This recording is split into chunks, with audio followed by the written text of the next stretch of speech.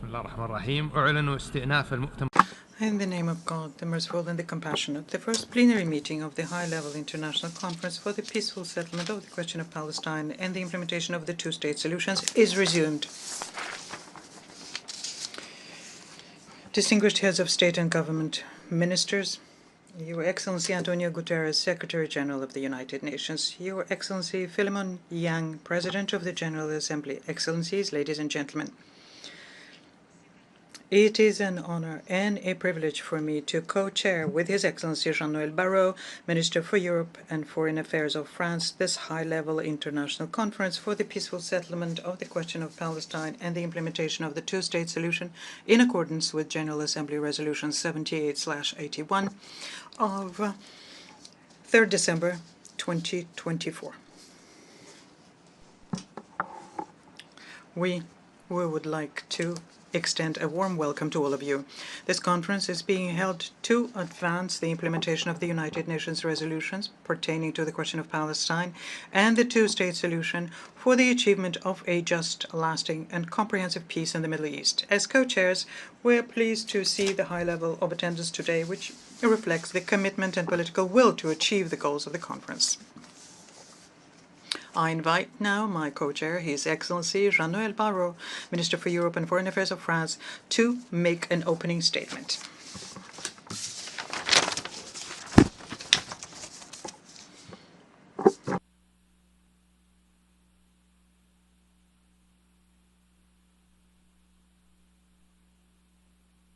Monsieur le Secrétaire. Secretary General, President of the General Assembly, Prime Ministers, Ministers, ladies and gentlemen. Having learned through his history, which is blood-spattered with fratricidal wars, loyal to the foundational principles of the United Nations established 80 years ago, France acknowledges that it is the sacred right of peoples to determine their own fate. There is nothing more precious for people than the dignity of to be free and to be standing on the land from which he takes his roots, because depriving people of these rights inevitably leads to resentment, violence, and war. And that is why France is standing side by side with Israel, when after a long history of exile and persecution, it finally had a land, it finally had a state, and entered into the community of nations as a free people. And the France stood by Israel, mobilizing its diplomatic and military power every time his right to an existence was challenged or threatened. This was done in the name of a millennia-long relationship between France and the Jewish people, and in the name of the rights of people to determine their own fate. France acknowledges and recognizes this same right with the Palestinian people, the right to have their own homeland. And that is why France considers that the only alternative to the long cycle of violence is a prospect of having these two people having two states living side by side in peace and security. And this is the solution that France has been upholding constantly for decades. This was done through General de Gaulle, who in 1967 stated that the settlement of the conflict should be based on the recognition by each of the states in question by all others. This was done by François Mitterrand, who in 1982 stated in the Knesset that a dialogue means the prior and mutual recognition of the right of others to exist. This was done by Jacques Chirac, who in 1996 spoke in front of the Palestinian Legislative Council and stated that the Palestinian people have a natural aspiration to determine their own fate and to have a state. This was done through the voice of all of their successors, and particularly through the voice of President Macron. But we're now at a time where this prospect of having two states recognized and respected in all of their rights is today in mortal danger. It was threatened by the barbarous attack of the 7th of October, the worst anti-Semitic massacre since the Holocaust, by the extraordinary unleashing of savagery and cruelty of the Hamas terrorists in the intimity of kibbutz and on the eucalyptus trees of the Nova Festival, in the disfigured shadows of 1,200 innocents who were brutally murdered then, including 50 French nationals who are still mourning now together with Israel, through the terrible fate of the hostages who are still in the black hole of captivity and whose immediate return we are demanding, and for those who are still trying to mourn. After wounds going so deep, how can one imagine peaceful coexistence? This idea was challenged and threatened by an indefinite extension of military operations of Israel in Gaza, which for a long time no longer have a military or political justification. Massive displacements of populations, civilian victims in the tens of thousands, families turned apart, places of worship, hospitals, and schools bombed, humanitarian food distribution becoming bloodbath. Devastated by war, Gaza is today a charnel house where the corpses are looking famished and the spirits are becoming desperate. After so much suffering, how can we be thinking of peace? This idea is also threatened by the accelerated pace of the settlements in the West Bank, by the extremist settlements who are uprooting olive trees, burning schools, and are chasing Palestinians away from their houses under the lenient eyes of the Israeli authorities, by the mixing up of the Palestinian Authority in such a way that undermines the very possibility of a state to exist, and by the Knesset, who last week voted in favor of complete annexation of the West Bank. Given these facts, how can one remain hopeful? On both sides, those who are rejecting these ideas seem to be winning. In those who are saying that the Palestine has to be from Jordan to the sea on the one hand, and those who are dreaming of the great Israel on the other hand, and the idea of the two states is moving farther and farther away. We absolutely cannot resign ourselves to this situation, and we cannot wait any longer because time is against us. After 22 months of attempts, it is an illusion to think that a ceasefire, lasting one, can obtained without a general view of what Gaza is going to be after the war, without a political horizon on an alternative to permanent war.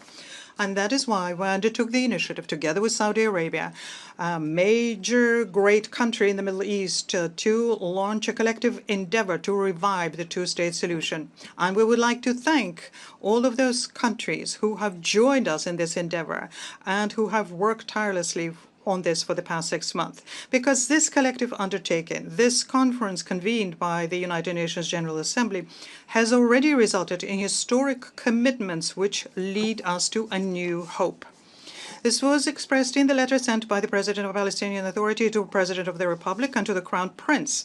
And this letter, for the first time, he condemns the terrorist attacks of the 7th October.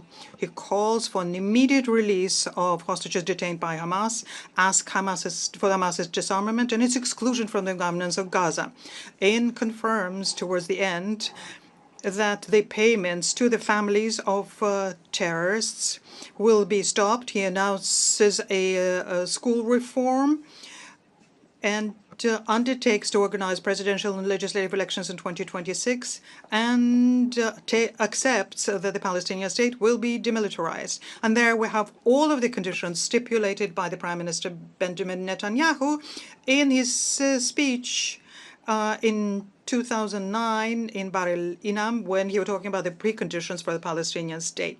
After that, we had an extraordinary meeting between the Israeli and Palestinian civil society representative on the 13th of June, and they together jointly launched the Appeal of Paris to guarantee the security of Israel, working towards a regional integration and towards recognizing the state of Palestine. And this also includes the denunciation by Saudi Arabia and the Arab countries present here today in New York, the denunciation of the crimes of Hamas, the appeal for the for Hamas's disarming, and the expression of hope that they will have normalized relations with Israel and have Israel have normal regional integration. As was stated by the President of the Republic in response to the letter by the President of the Palestinian Authority on the 24th July, in the light of the historic commitments that have already been undertaken and those which will follow, in the name of the eternal rights of people to determine their own fate, at the time where the two-state solution is more threatened than ever, France is ready to fully recognize the state of Palestine and will do so in the month of September next. This recognition, which is a major decision by France, is an expression of both a rejection and it is an appeal. It is a rejection of the idea that the war camp is winning over the peace camp. It is rejection of the idea that Hamas is right when they kept contesting the right of Israel to exist. Hamas, who always fought this two-state solution for this reason. But Palestine is not, and it will never be, Hamas. Recognizing the state of Palestine today is to bolster those Palestinians who chose nonviolence, who decided to renounce terrorism and recognize Israel. It means creating for the Palestinians the possibility of having an alternative. It's denouncing Hamas and isolating it for good. It is also a rejection of allowing the extremists in Israel to say that the Palestinians have no right to exist, and when they propagate violence through hatred and through the detriment of security interests of their own country. It's a rejection of the resignation that some in the international community and its leaders have when they tend to give up. It's a resignation when they say that nothing can be done. But this is something that we in France reject. We today have an opportunity to save the peace process. It is our historic responsibility, and it is our honor to take this opportunity. This recognition, which is a major decision by France, it is also an appeal, a call, an appeal to all of the people and countries in the world. Please bring in your contribution to this edifice of peace. Rejoin the irreversible trend that we have launched with Saudi Arabia by participating in the meeting of heads of states and governments, which will take place in September at the time of the United Nations General Assembly. It is also an appeal to those countries who have not yet recognized the state of Palestine. It is today that your decision will have the maximum impact on the way things develop. Waiting for Hamas to disarm before you recognize the state of Palestine, this means that you put the decision in the hands of Hamas. Yitzhak Rabin understood it very well because he fought terrorism as though the peace process did not exist, and he pursued the peace process as though there were no terrorism. It is by recognizing Palestine today, that you will create the condition for Hamas's elimination. This is all an appeal to the Arab and Muslim countries. Please cut at the root the rejection of Israel, which is feeding anti-Semitism, extremism, and terrorism. Retake the road of normalization with Israel. Show that the Israelis are winning when they are working on a regional security architecture by bringing everyone together with their neighbors. This requires courage, but courage is something that you have. This is an appeal to the government of Israel. Listen to the indignation throughout the world. Take the hand that's stretched out to you to find a way out of this. Open the eyes to the aspirations your neighbors have to live in peace and security with you. Cease the fire. Lift the humanitarian blockade on Gaza. Lift the financial blockade on the Palestinian Authority. Reject annexation project. It is in the interest of Israel and Israel's security. This is finally an appeal to the two people, the Israeli and the Palestinian people, who have been so tried by history and suffered so much through war, to Raim, which I was 1 year after the 7th of October in El Arish, several kilometers from Gaza in ruin. I have seen it with my own eyes. I've seen the depths into which this has plunged you. Please oppose the violence through the strength of your mind and spirit. Continue with the path forged by Rabin Arafat and those people who were working on peace. Make sure that your children grow up without secular hatred and destructive resentment. Take the ridge trail necessary between necessary compromise and intransigence on the essential, because this is the only road towards reconciliation. We are aware of the special responsibility towards peace and security in the world. We are determined to break the spiral of violence in the Middle East. And we are indifferent to the attacks from those who want to dissuade us from doing that. France is ready to fully recognize the state of Palestine and will do so in the month of September. This is to build a new alliance between the people in the region based on justice, mutual recognition, and shared humanity. And to close the terrible chapter on war and to open a long-awaited chapter on peace.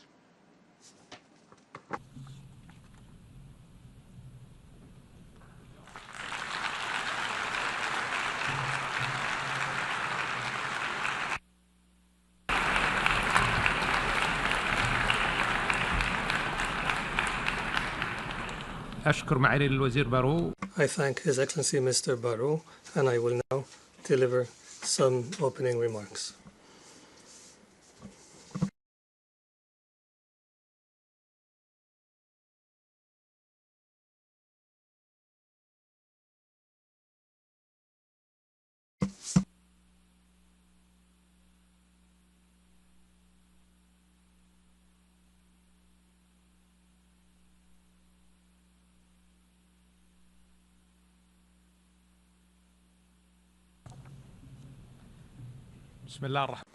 In the name of God, most compassionate, most merciful, Your Excellencies, may the peace of God be upon you.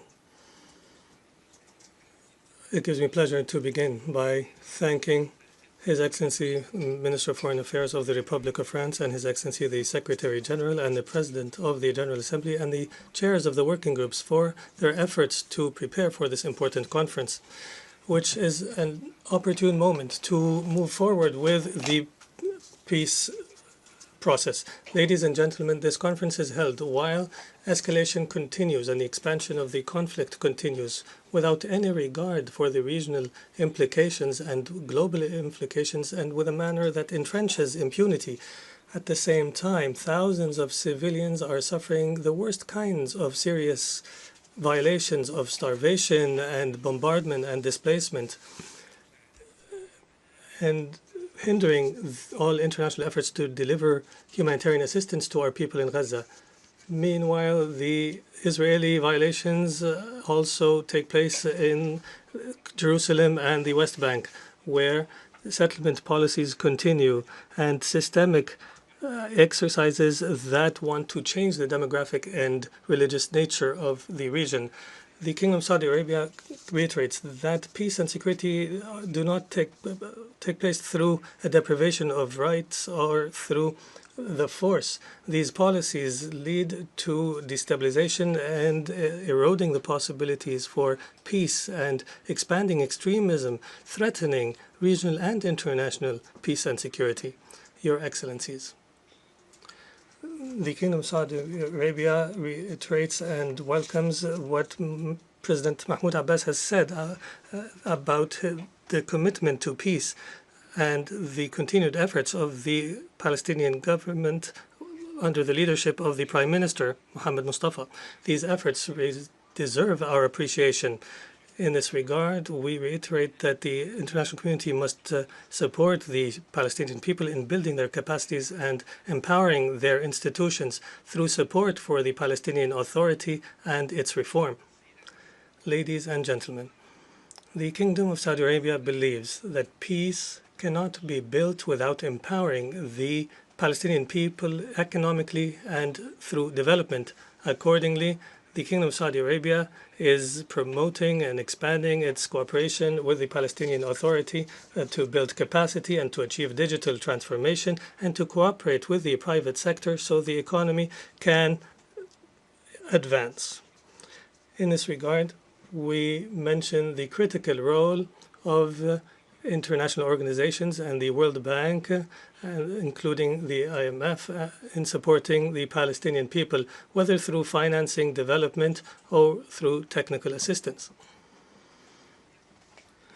In light of the increasing challenges, there is an urgent need to continue this support and further intensify it in order to enable the Palestinian people to overcome the challenges to achieve development and stability. And we welcome the grant from the World Bank for the Palestinians. Ladies and gentlemen, since the adoption of the Arab peace process in 2002, the Kingdom has continued its efforts for realization of an independent Palestinian state on the borders of 1967 with Jerusalem, East Jerusalem as its capital. This is the pillar for achieving a fair and comprehensive and lasting peace in the region. In this context, we commend France's intention to recognize the Palestinian state. This is a measure that reflects its support for the self-determination of the Palestinian people in accordance with international law and international resolutions. We welcome the recognition of a number of friendly states of the Palestinian state.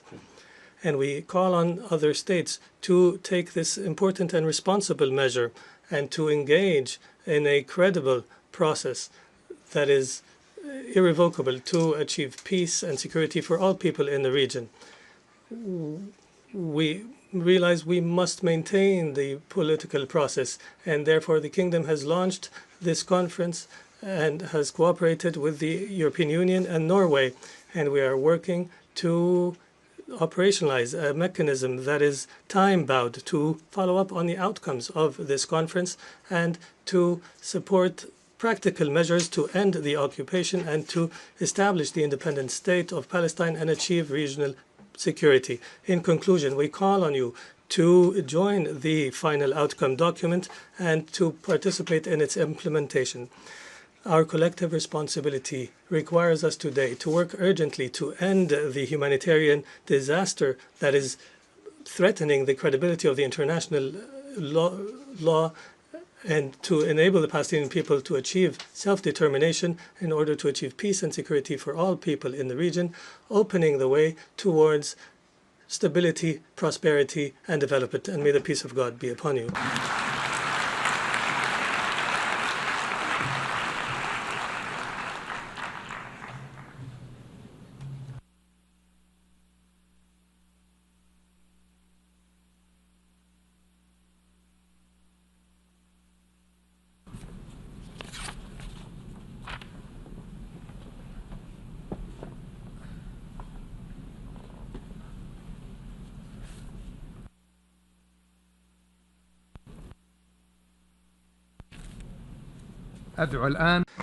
I now invite His Excellency Antonio Guterres, the Secretary General of the United Nations, to make a statement.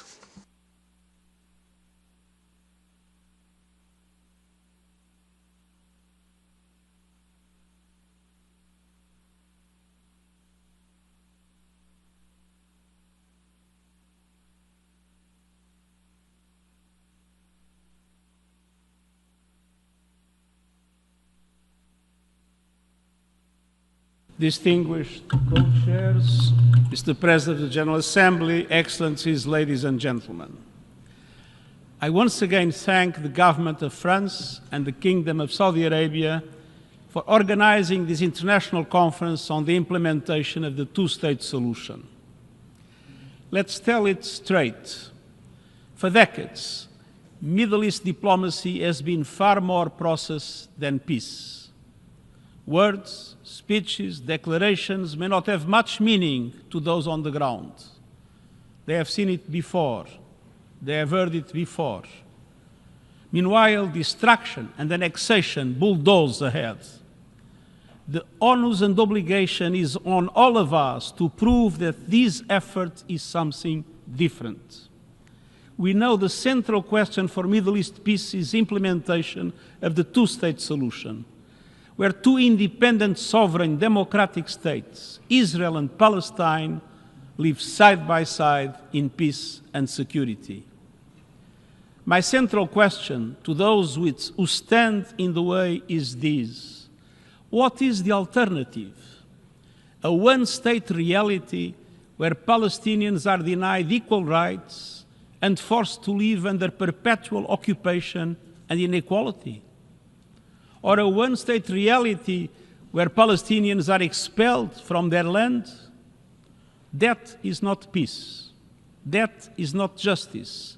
That is not in accordance with international law, and that is not acceptable. That will only increase the growing isolation of Israel on the global stage. Let's be clear. Statehood for the Palestinians is a right, not a reward. And the denial of statehood would be a gift to extremists everywhere.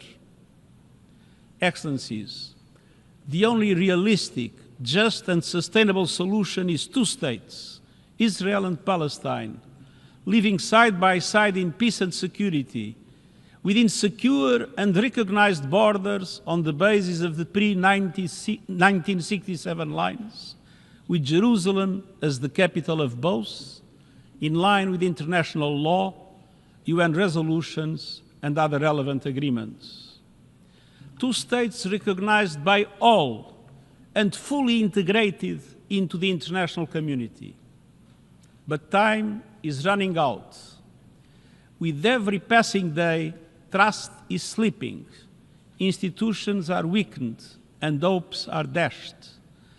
That is why I implore the international community not only to keep the two-state solution alive, but to take the urgent, concrete, irreversible steps necessary to make it real.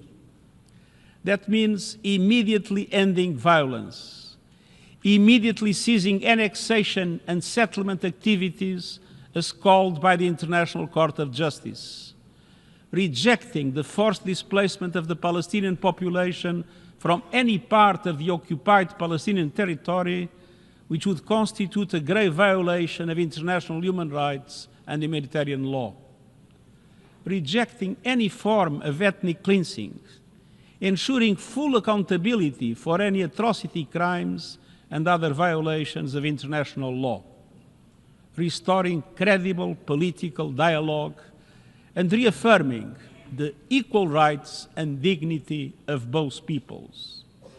All this requires courage from leaders on the ground and courage from the international community to act with principle and persistence. Starting with Gaza. Excellencies, nothing can justify the horrific 7 October terror attacks by Hamas, and nothing can justify the scale of death and destruction in Gaza since then, a level without precedent in recent times. Gaza has descended into a cascade of catastrophes, tens of thousands dead, virtually the entire population displaced many times over, the shadow of starvation looming over everyone, all with the world watching. I welcome recent steps to reduce restrictions to life-saving humanitarian aid, but this is far from the solution to end the nightmare. We need an immediate, permanent ceasefire, the immediate and unconditional release of all hostages, and full and unfettered humanitarian access. These are not preconditions for peace. They are the foundation of it. And let's be equally clear. Beyond Gaza, the continued occupation of the occupied Palestinian territory, including East Jerusalem, is illegal. It must end. It is the law, reaffirmed by the International Court of Justice in its advisory opinion of July 2024, reaffirmed by this Assembly and rooted in international law. Excellencies, let us reject the false choice between Palestinian statehood and Israeli security. There is no security in occupation. Let us affirm Israel's legitimate security concerns must be addressed, and so must the legitimate rights of the Palestinian people. We must speak with one voice to condemn all acts of terror, to denounce all targeting of civilians and taking of hostages, to reject incitement to hatred and violence. And we must call on Israel to recommit clearly and unequivocally to the two-state solution and to cease all actions that undermine it. And we must support Palestinian unity around a peaceful, democratic, and inclusive vision of statehood. Let us lay the groundwork for unified Palestinian governance, credible security arrangements, and a Palestinian Authority that carries out reforms and that can deliver for its people. The Palestinian Authority has taken critical reform steps. I urge the international community to recognize when progress is made and to continue to support the Palestinian government in its reform agenda under incredibly challenging circumstances. Excellencies, this conflict cannot be managed. It must be resolved. We cannot wait for perfect conditions. We must create them. We cannot defer peace efforts until suffering becomes unbearable. We must act before it is too late. Excellencies, at its core, this is not only a political challenge, it is a matter of shared values and principles. The principle that all peoples are equal in rights, equal in dignity, and entitled to live free of fear. That no nation should live in permanent insecurity, and that no people should live under continued occupation. This is the promise of the United Nations Charter and international law. This is the call of conscience. Let us answer that call with clarity, courage, and conviction. Let us, at long last, choose the path of peace, not as a concept, but as a commitment, not as a dream, but as a reality, for Palestinians, for Israelis, for the people of the Middle East and the world. Thank you.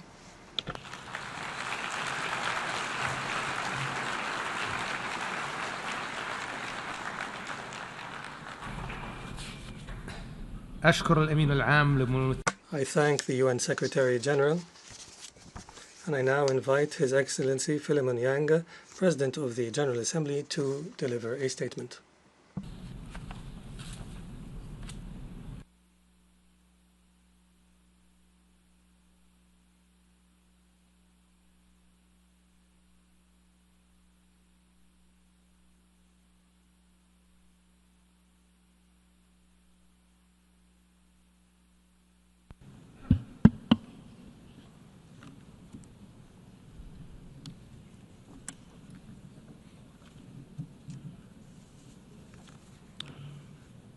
Excellent. Your Excellency, Minister Jean-Noël Barrot.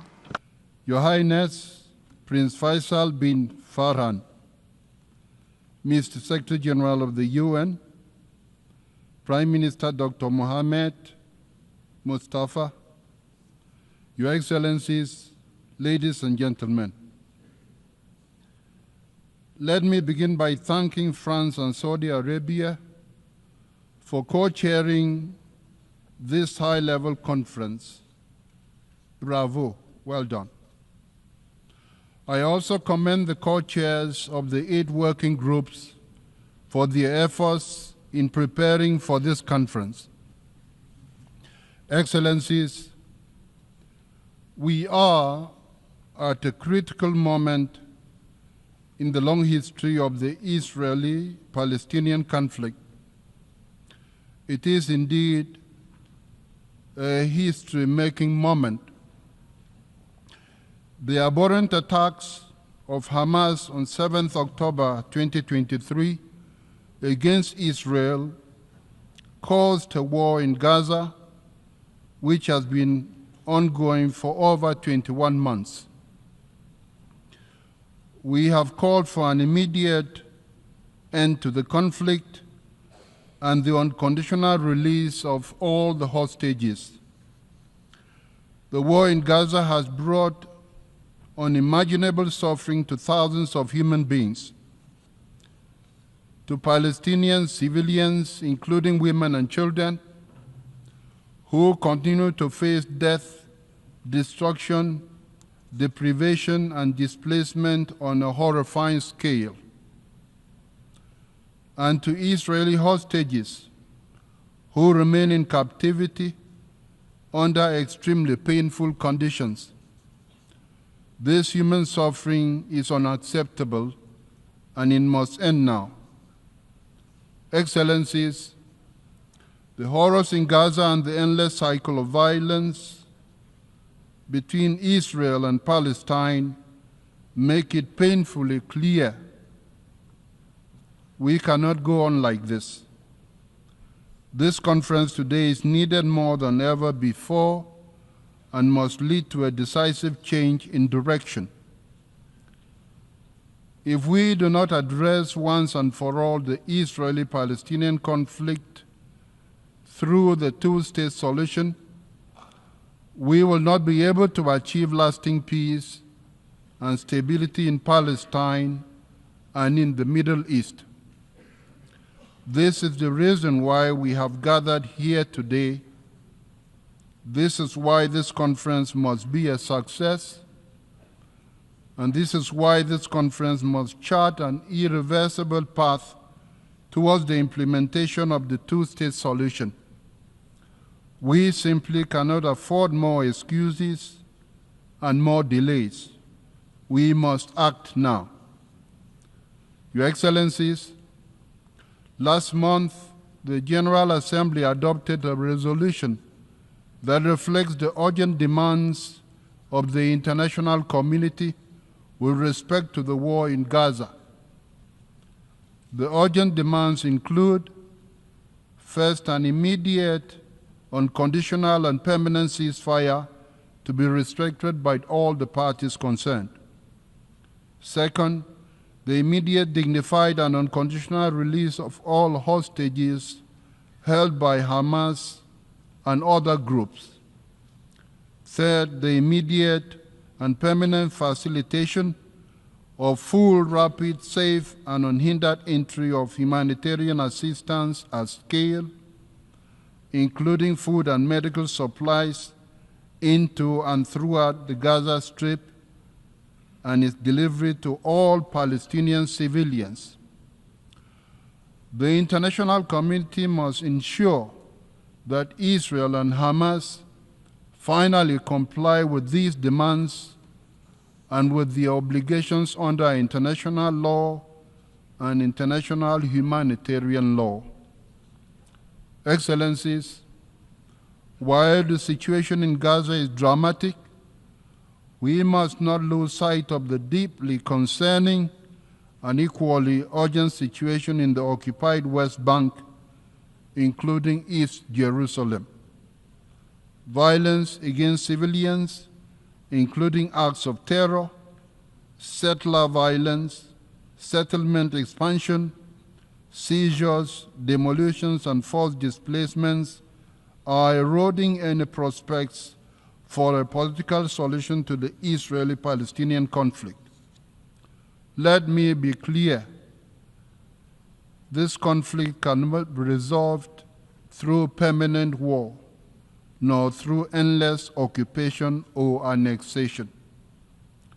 Peace and stability will only be achieved when Israelis and Palestinians can live side by side in their own sovereign independent states in peace, security, and dignity.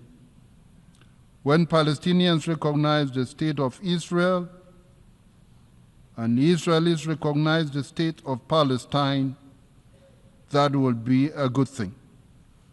When the world finally honors the legitimate aspirations and rights of both Palestinians and Israelis, when both the state of Israel and the state of Palestine are recognized as legitimate members of the international community and of the United Nations. Until today, more than 140 states have recognized the State of Palestine. The announcement of President Macron that France will be recognizing the State of Palestine in the upcoming session of the General Assembly should encourage more states to take this important step on the way to the realization of the two-state solution. It should also serve to empower those voices in Israel and Palestine who advocate for peace and peaceful coexistence of Israelis and Palestinians. Excellencies, the international community has reaffirmed its unwavering commitment to a comprehensive, just and lasting peace grounded in international law and the United Nations Charter and relevant United Nations resolutions on different occasions. Now we must translate this commitment into action. It has been 78 years since this General Assembly first called for a two-state solution in Resolution 181. It has been 58 years since the Security Council adopted Resolution 242. Time and again, the General Assembly and the Security Council have reiterated their support for a vision of two states within secure and recognized borders based on the 1967 lines in numerous resolutions. It is our collective responsibility to demand the implementation of these resolutions. The focus of this conference must therefore be concrete and action-oriented, identifying steps the international community must take to realize the two-state solution. We must restore both hope and trust. Hope that a better future is possible, trust in the United Nations, and our commitment to the peoples of Palestine and Israel. We must act now to take the steps necessary to bring about a peaceful settlement of this conflict, one that upholds international law, the United Nations Charter and relevant UN resolutions, and especially one that achieves justice for Palestinians and Israelis, one that ensures a peaceful, prosperous, and equitable future for everyone in the Middle East. Thank you.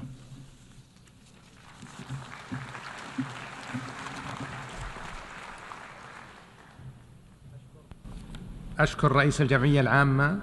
I thank the President of the General Assembly, and I now invite His Excellency Mohammed Mustafa, Prime Minister of the State of Palestine, to make a statement.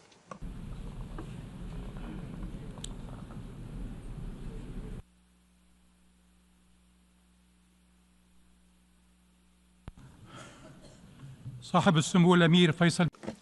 Your Highness Prince Faisal bin Farhan, Your Excellency Minister Jean-Noël Barrot, Mr. Antonio Guterres, Secretary General of the United Nations, Mr. Philemon Yang, President of the General Assembly, Your Highnesses, Your Excellencies, distinguished delegations, may the peace and blessings of Allah be upon you. At the outset, I would like to express once again the appreciation of the State of Palestine to the Kingdom of Saudi Arabia and France for their leadership and for presiding over this important United Nations conference. I would also like to thank the states that have chaired the working groups and all the states and organizations participating in this international conference for the peaceful settlement of the question of Palestine and the implementation of the two-state solution. We have been waiting for long years for a genuine international intervention that would move us towards a peaceful, just, and comprehensive solution to the Palestinian question and the independence of the State of Palestine in implementation of the two-state solution on the basis of resolutions of international legitimacy for many years. And in this period of waiting, we have lost what we have lost, and we have suffered immensely. Therefore, this international conference must constitute a turning point in which positions and decisions are translated into immediate and unprecedented practical steps to stop the genocide and end the Israeli occupation, uphold the Palestinian right, and help an independent Palestinian state on the basis of two-state solution take shape in accordance with the resolutions of international legitimacy, which opens the way towards peace, security, stability, and prosperity in our region for the benefit of all peoples and states. Your Highnesses, Excellencies, distinguished delegations, in the Gaza Strip, there are all kinds of death. Palestinians die by being targeted. They die by being burned alive. They die out of the cold, out of hunger, out of thirst, out of disease, out of grief, and out of fear. And they send us every day, every moment, for more than 20 months, a distress call to save them from this killing, destruction, and disregard for their lives. How has this devastating war not stopped for our people yet?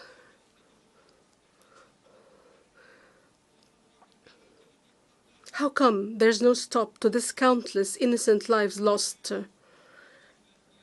How is it possible that there's no stop to the starvation, which is now a declared policy and a clear plan for displacement?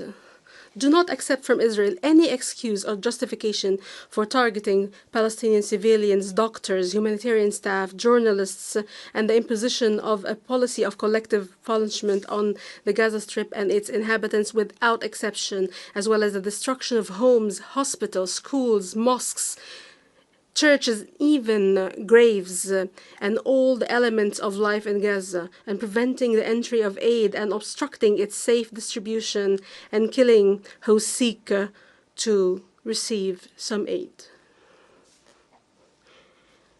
This war of extermination must stop immediately. The killing of Palestinians must stop immediately. Humanitarian aid must be brought in immediately through all land crossings. Hostages and prisoners must be released immediately. The displacement must stop immediately. Israel occupation forces must withdraw completely from the entire Gaza Strip. And we ask you to take the necessary measures to stop the aggression, starvation, and displacement, and send a clear message. Enough disregard for the life and dignity of Palestinians. Palestinians are human beings. In this regard, we affirm our support for the efforts of the mediators, Egypt, Qatar, and the United States. We thank them for their effort to reach a ceasefire in Gaza. We also thank all the countries that support our people, their rights, as well as relief efforts, especially the Arab Republic of Egypt and the Hashemite Kingdom of Jordan. We also thank the International Coalition for the Implementation of the Two-State Solution and the Arab Islamic Committee led by the Kingdom of Saudi Arabia. Your Excellencies, Your Highnesses, distinguished delegations, we affirm the readiness of the State of Palestine to assume full responsibility for governance and security in Gaza with Arab and international support.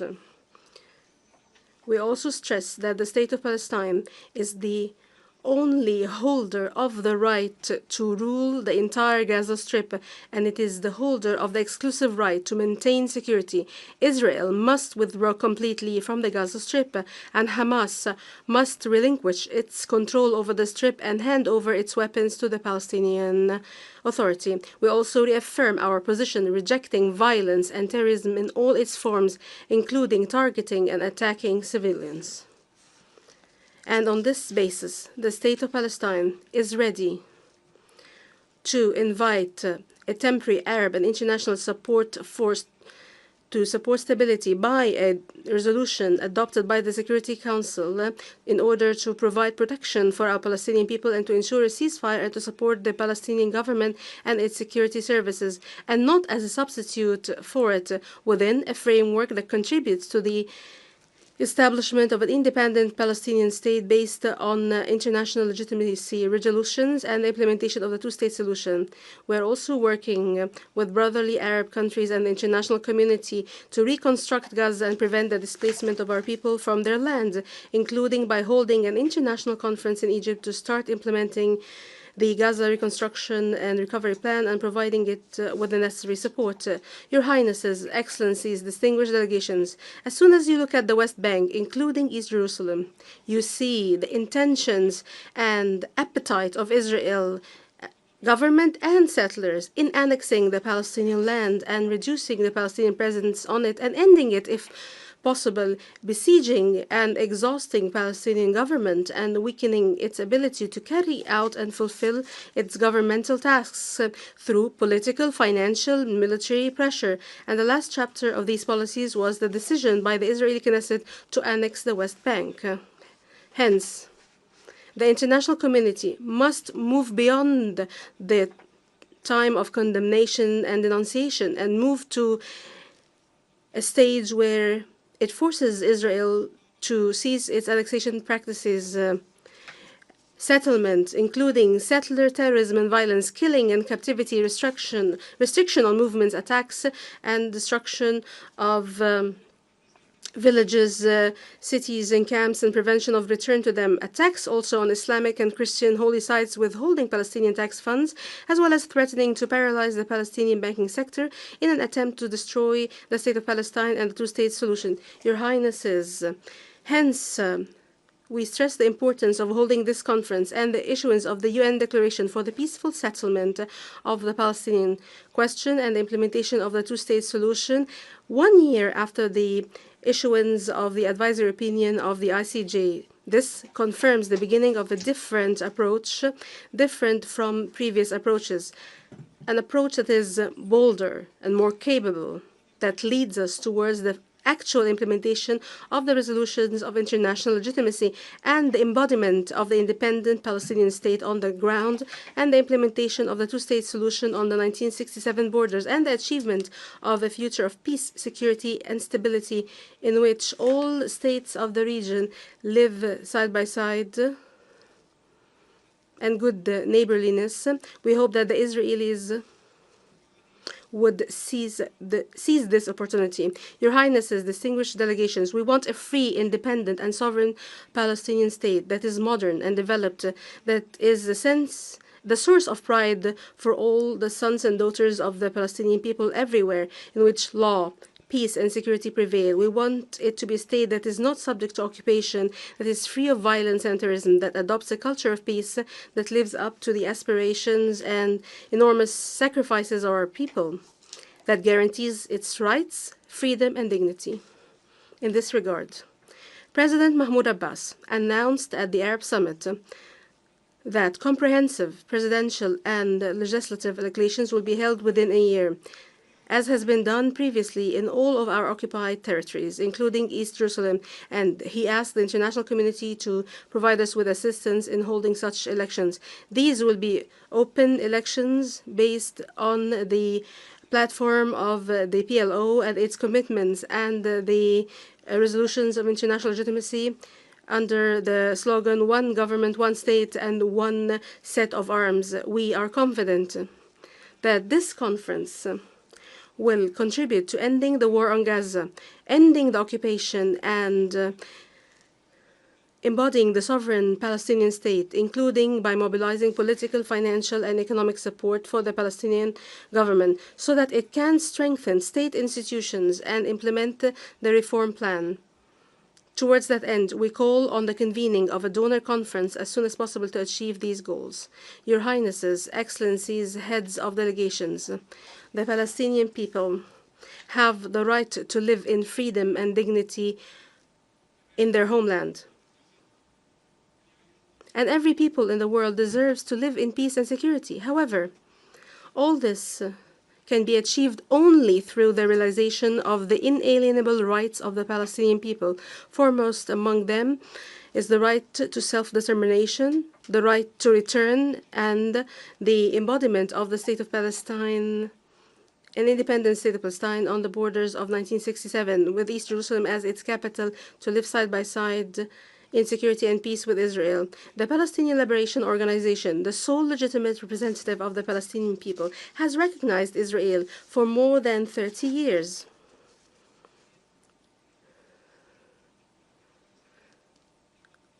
While Israel's recognition of the State of Palestine has yet to take place, despite the recognition of the State of Palestine by 149 states. In this regard, we call on all states that believe in the two-state solution and have not yet recognized the State of Palestine to do so immediately, as a real investment in peace, security, and stability. We thank all the brave countries that have recognized the State of Palestine, and we appreciate the historic decision of the French president to recognize the State of Palestine. We also call on everyone to support our full membership in the United Nations and other international institutions, including international financial institutions, and to support efforts for accountability and justice for victims. Your Highnesses, Excellencies, heads of delegations, we stand ready to work with you and with the United States, and in partnership with the presidents of the conference, Saudi Arabia and France, and with the heads of other groups and countries participating in the International Coalition for the Implementation of the Two-State Solution for Peace, Stability, and Security for All in the region. This requires a serious path and an irreversible peace agreement between the State of Palestine and Israel within a clear and binding timetable, with international support, monitoring, and guarantees, starting with universal recognition of the State of Palestine and leading to the end of the Israeli occupation and the settlement of all final status issues in accordance with the resolutions of international legitimacy. It is not the fate of our people to live under occupation, nor is it the fate of us and the Israelis to live in a war that doesn't end. We can live in a future of peace and security side by side if we make the right decisions today. We must all take bold and unprecedented steps leading to a just and comprehensive peace in accordance with the resolutions of international legitimacy. Enough injustice, war, occupation, and destruction. We want our people to live in freedom and dignity in their land and the land of their ancestors, and to achieve peace, security, and prosperity in our region, the Middle East, which is the cradle of three heavenly religions, the cradle of light, justice, and peace. I thank you. May the peace and blessings of Allah be upon you.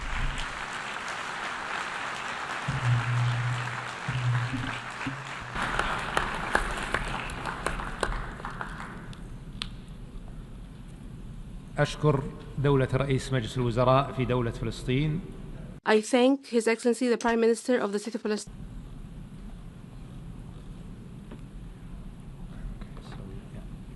بذلك نكون قد استمعنا إلى آخر المتكلمين. We have thus listened to the last speaker in the opening segment of this conference. Your Excellencies, Your Highnesses, ladies and gentlemen, before starting the general debate, and if the conference approves, I would like to suggest that we would use the rules of procedure of the General Assembly, mutatis mutandis, in particular concerning the conduct of its business, and that each state participating in the conference shall have one vote. We shall proceed accordingly.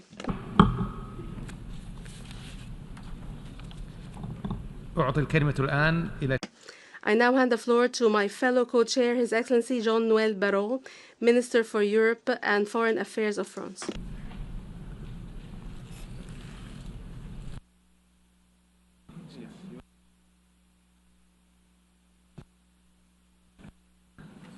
J'invite à présent.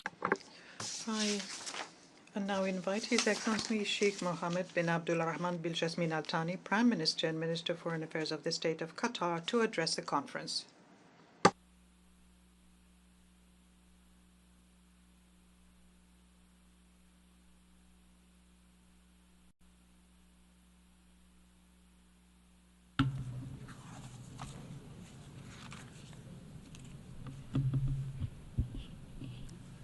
بسم الله الرحمن الرحيم. In the name of Allah, most gracious, most merciful. Your Highness Prince Faisal bin Farhan Al Saud, Minister of Foreign Affairs of the Brotherly Kingdom of Saudi Arabia, Your Excellency Mr. Jean-Noël Barrot, Minister of Foreign Affairs of the Friendly Republic of France, Your Excellency Secretary General of the United Nations, Your Excellency President of the General Assembly, Your Excellencies, Your Highnesses, ladies and gentlemen. At the outset, I would like to express our appreciation to His Excellency President Emmanuel Macron, the President of the French Republic, and His Highness Prince Mohammed bin Salman, the Crown Prince of the Kingdom of Saudi Arabia, for taking the initiative to hold this historic conference under the sponsorship of the United Nations. The conference that tackles one of the longest unresolved issues in terms of the maintenance of international peace and security. Your Excellencies, this conference is a glimmer of hope. However, we are at a critical juncture in the region. A devastating war launched by Israel on the Gaza Strip for more than 2 years, and an escalating humanitarian crisis where more than 2 million people suffer, mostly women and children. And in one of the most brutal and cruel moments in this crisis, we have seen scenes that are a stigma and long lines of the suffering in anguish, waiting for crumbs to end their starvation. How can we build a future on the bodies of those who die of hunger? And how can we reach peace as we see this amount of killing, humiliation, and starvation? In this regard, the State of Qatar has made every diplomatic effort to stem the bloodshed and to have the prisoners and hostages released. And in light of our principal position, we have condemned the targeting of civilians. However, we totally reject double standards. Human beings are human beings. Children are children. And none of us has the right to decide on the right of civilians to live based on political or racial or other criteria. Starvation and the targeting of hospitals has been used as a method of war in a precedent that we cannot accept, as if these are common practices in any conflict from now on.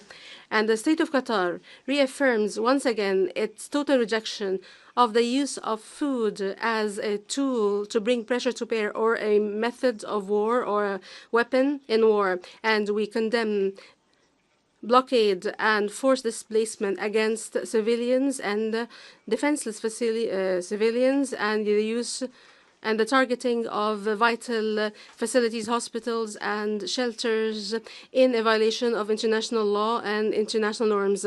The efforts for mediation by Qatar, the US, and Egypt did bear fruit, namely the entry of significant aid and the release of prisoners and hostages from both sides. Despite multiple obstacles and attempts to block humanitarian aid and to demonize the mediators, despite all this, we continue in our path towards a ceasefire, a permanent ceasefire, to end the crisis and to start the effort for reconstruction and recovery. This requires that all parties act responsibly and support all efforts to reach such goal. Your Excellencies, the war on the Palestinian people in the Gaza Strip did not just lead to immense, unprecedented suffering for defenseless civilians, but it has led to a violation of international law and universal norms on which the international system has been built on since the end of World War II. It has proven that force cannot liquidate the question of Palestine. It has only aggravated the question by adding to the grievances the feelings of hurt and pain that will remain a wound that will never heal. The devastating catastrophe of war and its political failure mean that there is no alternative to a just and comprehensive settlement for the question of Palestine. And the key is to acknowledge that the Palestinian people have been subjected to injustice and to bring about justice that is 80 years late. Based on our principled support for peace, the State of Qatar fully supports the objectives of this conference, and we seek to have an active and a positive role towards the implementation of the two-state solution. And we have co-chaired with Canada and Mexico the third working group on the narratives for peace. And we have addressed in this working group important issues, and we have reached important conclusions that would lead to making this conference a success. To achieve a conducive environment for peace, there is a need to support positive narratives that support peace between the two sides that will be based on relinquishing violence and addressing attempts to dehumanize the other.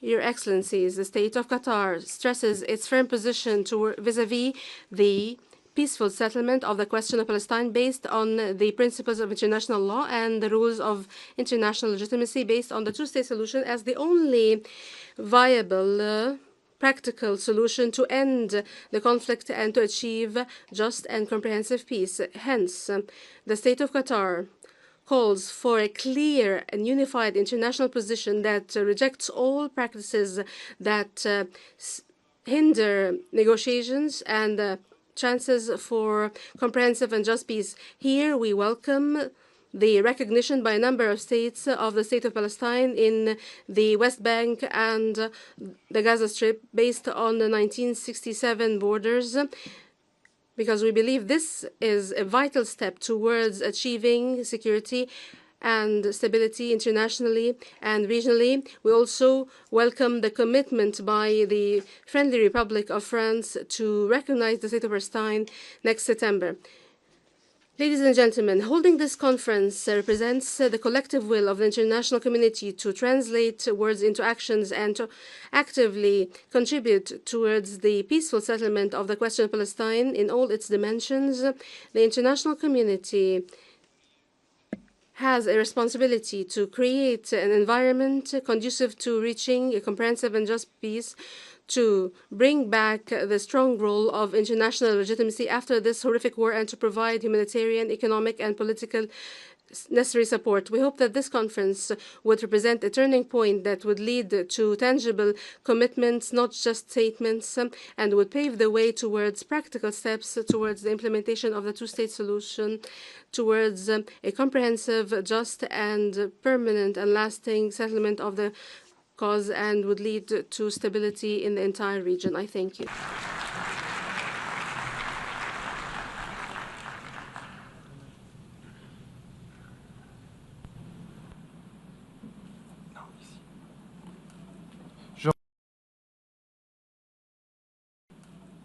Je remercie le Premier ministre des Affaires. I thank the Prime Minister and Minister for Foreign Affairs of the State of Qatar. I now give the floor to His Excellency Mr. Ayman Safadi, Deputy Prime Minister and Minister for Foreign Affairs and Expatriates of Jordan.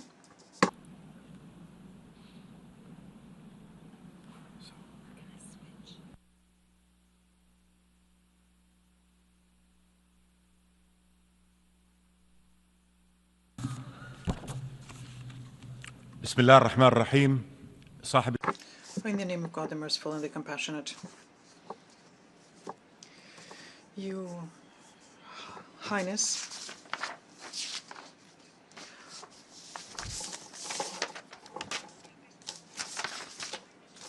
Prince Faisal bin Farhan, Jean-Noël Barrot, may the peace of God be upon you.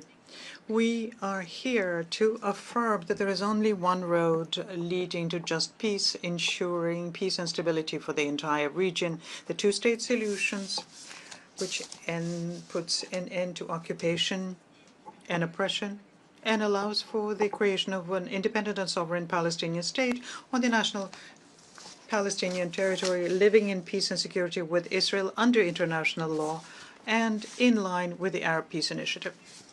We are meeting today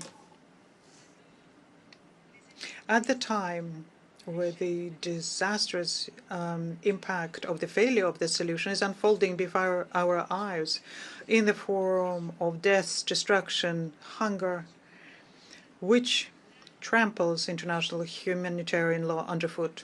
It makes it into a mere slogan, existing in word but not in deed. The disastrous effects of that are seen in Gaza.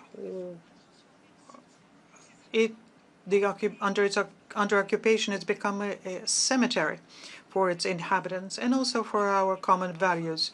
The people in Gaza are dying.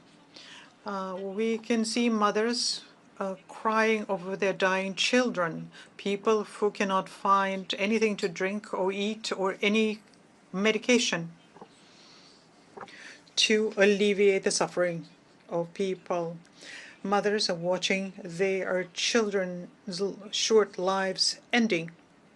We can see it in the West Bank as well, where occupation is gathering pace, where the seizures of land continues, where the Palestinians' blood is being shed, and the holy sites are being violated, and the hope for peace is dying. The peace is the only guarantee for the Palestinians and the Israelis. We can see the arrogance of the State of Israel vis-à-vis the international law. For example, in Lebanon, we can see that, or in Syria, where Israel is invading greater and greater chunks of Syrian territory. At the time when the world is calling for the rebuilding of a new Syria, which is free and stable, where all Syrians live in security, freedom, dignity, and equality. Ladies and gentlemen, this situation, it nullifies our humanity and threatens our collective security, undermines international law and the United Nations Charter, and makes this conflict a threat to the future of the region. The aggression against Gaza has to end. The international community has to prevent the death of another Palestinian children who is dying from hunger or thirst. More than 600,000 children in Gaza must return to school. 2.3 million Palestinians must regain hope and belief in the value of their lives and in their children's future. And that's why the efforts by Egypt, Qatar, and the United States have to be successful to arrive at an agreement which ends the war and gives life back to Gaza. International assistance has to be provided in a way that's unimpeded. All of the crossing points have to be opened. Jordan continues doing everything it can through land convoys and airdrops when Israel leaves us no other choice. Humanitarian assistance and drops cannot be an alternative to land delivery. This is our small contribution to the situation in Gaza, but we will continue doing everything we can to continue helping people in Gaza living through their current situation. The Kingdom of Jordan is ready to cooperate with all of you in this humanitarian duty. The international community has to work and has to be firm and effective to counter the illegitimate Israeli steps which undermine the two-state solution in the occupied West Bank. The ceasefire agreement in Lebanon has to be implemented. Also, the actions of Israel in Syria, which destabilize Syria and usurp the rights of the Syrian people to security and stability, have to end. Ladies and gentlemen, this conference of ours will perhaps not end up with a two-state solution, but it is a message to the region or the international community to move in that direction. Those who have an alternative to the two-state solution, let them come up with it. The Palestinian people will remain on their land and within their rights. All the millions of people in the West Bank and other occupied areas will continue being dehumanized? Do they not have the right to dignified life and freedom and the right to self-determination? The state, a single state for the Palestinians with all of their rights, is it possible, or is it institutional apartheid will remain and will thus bury international credibility? And we make the goal of peace unattainable. The Israeli government is against our meeting here today. They say that negotiations have to end the conflict, but they refuse to negotiate negotiations, and they counter the rights of Palestinians to have a state. They seize Palestinian land. If Israel really wants to negotiate, well, the Palestinian leadership stands ready to engage in negotiations to have just peace. However, Israel does not negotiate. That's the truth. It's time for the international community to react to that according to its belief, which supports the two-state solutions. Practical and clear measures have to be undertaken to support this solution. We have to use all of the tools at our disposal to implement it. Otherwise, the Palestinians and the Israelis will remain without the right to peace, as well as all the people in the region. Just peace is something that has been in the Arab Peace Initiative since 2002. It guarantees peace and normal relations to Israeli. This is support by other organizations. It implies a partnership with Israel engaging in negotiations to translate this pledge into lasting and comprehensive peace. If the two-state solution is not available today, well, protecting it against measures which undermine it is still necessary and urgent. Recognizing the Palestinian state is an important step here. We congratulate France on the announcement that they made to recognize the state of Palestine and all of the countries who preceded France in that. And we call on all states to recognize the state of Palestine, reconfirming their right to justice, international law, and peace. The Kingdom of Jordan will continue supporting the rights of the Palestinians to life, freedom, to a state, and will spare no effort to arrive at just peace, where the rights of Palestinians are implemented, and they will have peace which will be accepted by the population, which will put an end to the conflict. Dear friends, occupation and peace are opposites. Occupation and security are opposites as well. Only just peace will ensure the security of the Palestinians and the Israelis and enable them to build a stable future, something that we all want. We would like to thank the Kingdom of Saudi Arabia and the French Republic for organizing this conference of ours today, which is an international appeal, a cry saying it's enough conflict, occupation, murder, oppression. It's a collective opposition to that, whereas just peace is our choice. Basing ourselves on the two-state solutions, we have an opportunity to have a future which there is only justice and hope, cooperation and not conflict. I thank you. I think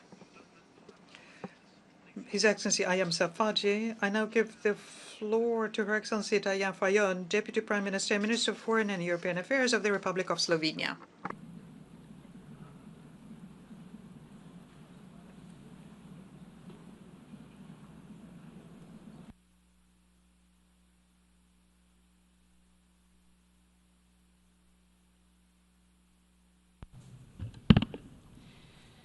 I thank the co-chairs of the conference and of the working groups. Your Excellencies, irrelevant of the perspective one has about Middle East conflict today, we all share one conviction: we are at a historical point.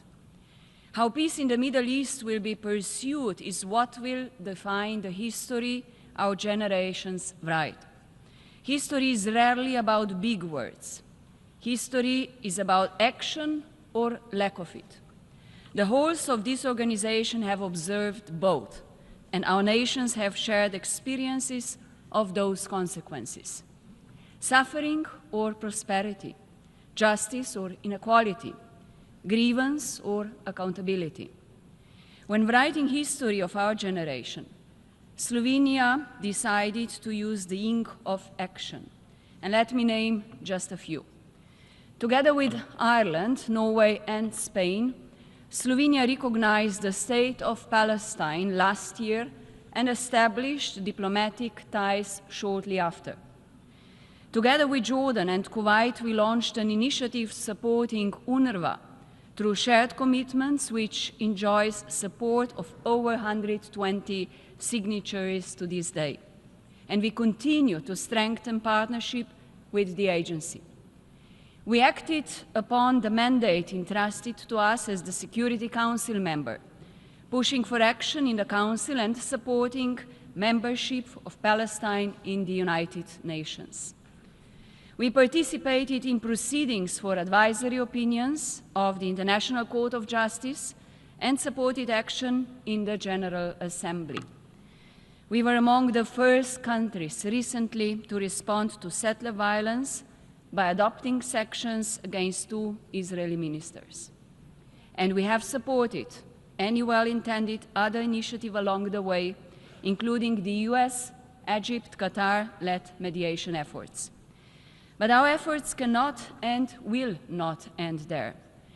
I'm looking forward to signing a memorandum of understanding with Palestine to pave the way for strengthened cooperation.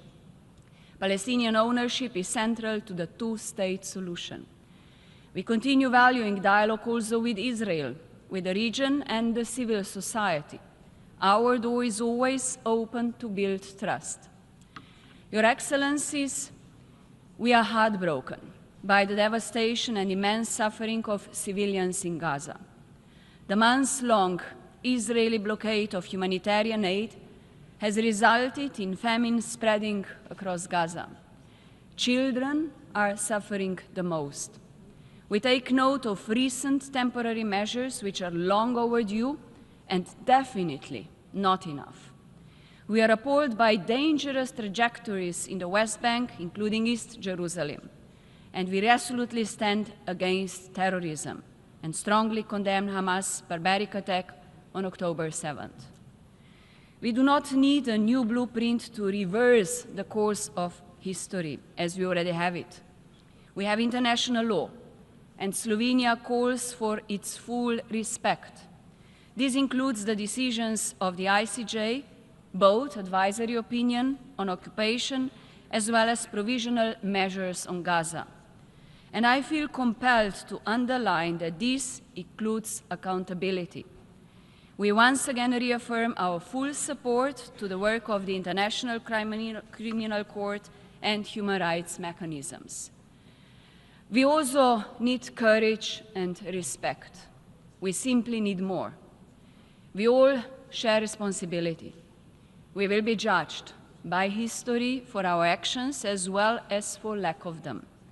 That is why I take this opportunity to call on member states to take bold actions, to demand an end to starving civilians, a ceasefire and the release of hostages, to normalize ties with Israel, to recognize Palestine, to support Palestinian Authority, to provide humanitarian assistance and back reconstruction, to foster dialogue, and finally, leadership for peace.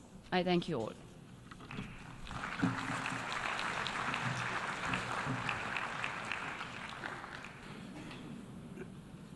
Je remercie.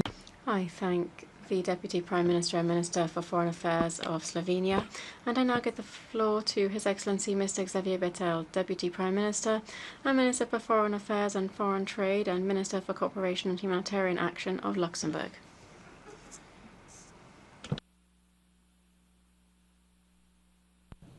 dear Faisal, dear Jean-Noël, dear friends. Pour moi, venir ici. For me, coming here was something that wasn't just part of my work, it was a duty.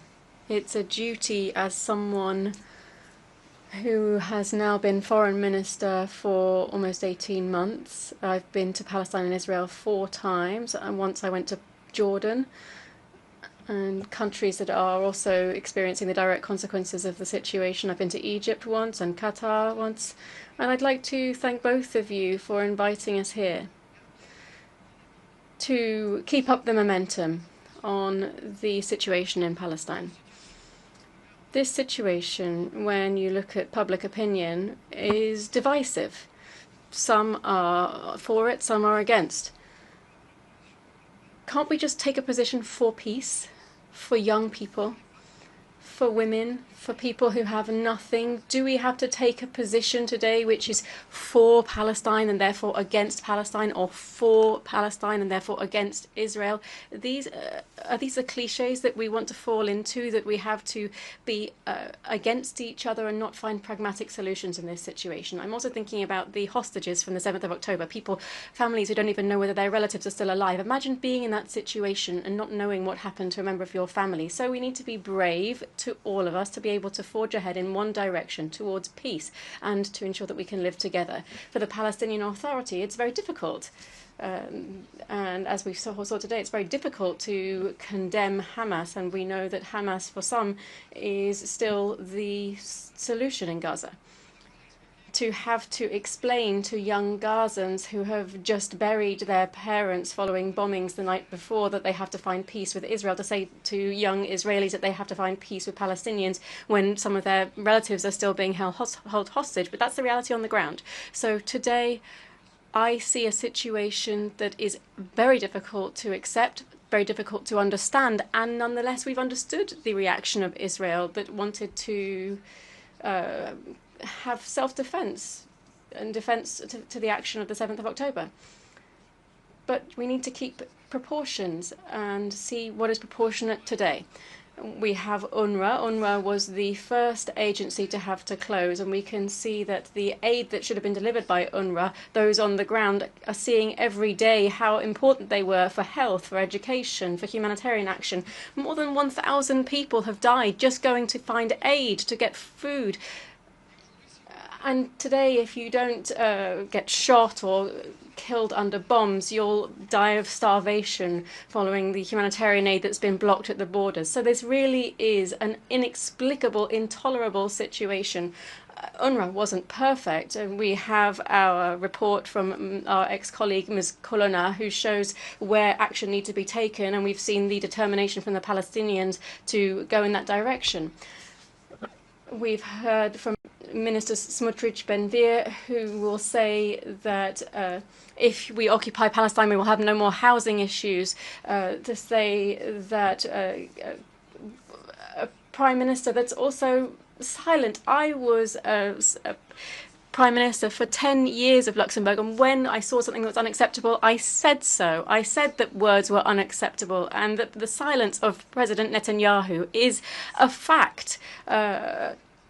After the atrocious words of certain ministers that we've heard in recent days. So I want to say that this is an important time, that Arab countries and Muslim countries today are showing this solidarity, a condemnation of Hamas, because the first question that they ask our country is, do you condemn Hamas? No.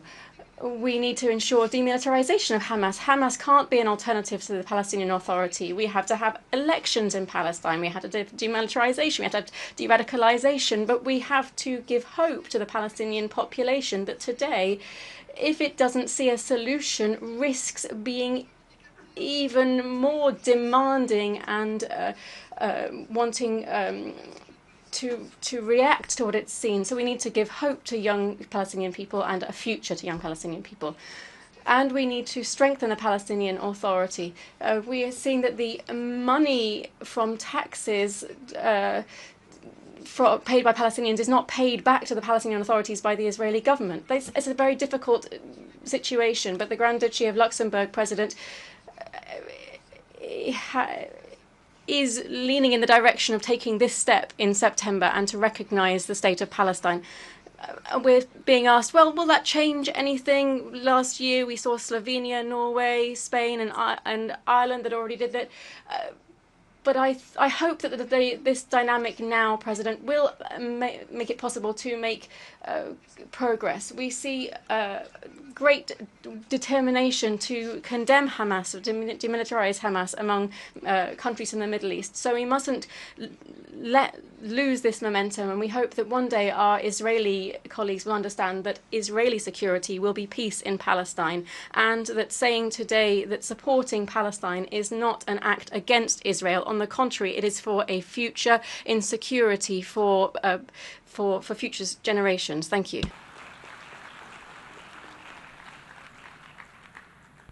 Je remercie le vice.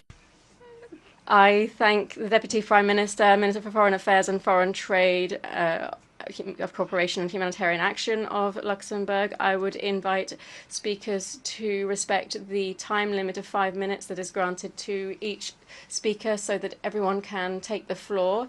Speakers with longer statements are encouraged to read an abbreviated version of their speech and to submit their full statement to the e-statements@un.org address so that it can be published in the UN Journal. I now invite His Excellency Mohammed Ishaq Dar, Deputy Prime Minister and Minister for Foreign Affairs of Pakistan, to take the floor.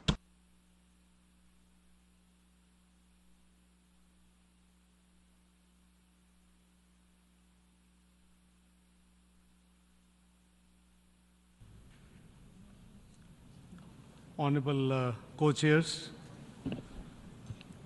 Honorable Secretary General UN, Honorable President General Assembly, Honorable Prime Ministers, fellow Deputy Prime Ministers and Foreign Ministers, Excellencies, ladies and gentlemen, Assalamu alaikum and very good afternoon. Pakistan expresses its profound appreciation to the Kingdom of Saudi Arabia and France for co-chairing this timely conference. We commend your leadership in galvanizing global support for a just, comprehensive, and lasting solution to the question of Palestine. We also acknowledge the important work of the 8 working groups. Co-chairs, Pakistan actively engaged in their deliberations and contributed forward-looking proposals to shape concrete outcomes. Excellencies, ladies and gentlemen, for over 75 years, the Palestinian people have endured occupation, displacement, and denial of their fundamental rights, including their inalienable right to self-determination.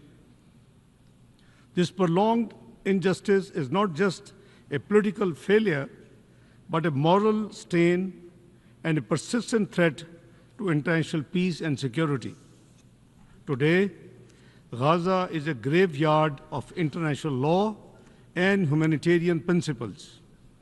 The death and destruction inflicted by Israel, including the killing of over 58,000 Palestinians, mostly women and children, is an unconscionable breach of international humanitarian law, the UN resolutions, and the binding measures of International Court of Justice.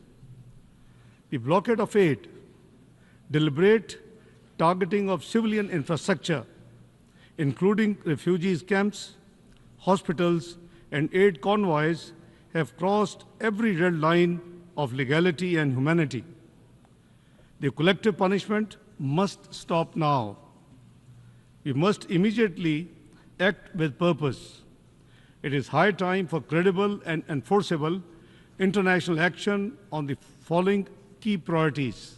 First, an immediate, unconditional, and permanent ceasefire across Gaza and all occupied Palestinian territories. Resolution 2735 must be implemented.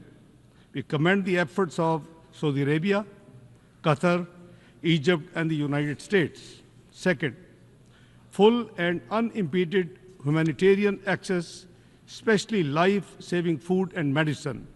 Humanitarian teams must be protected. Third, reinforce political and financial support for UNRWA, a lifeline for millions of Palestinians. Fourth, international accountability for war crimes and crimes against humanity. Impunity must end. Fifth, the re-inauguration of the genuine and irreversible political process to end the occupation and realize the two-state solution. Excellencies, ladies and gentlemen, the Palestinian question is a test case for the United Nations and the world.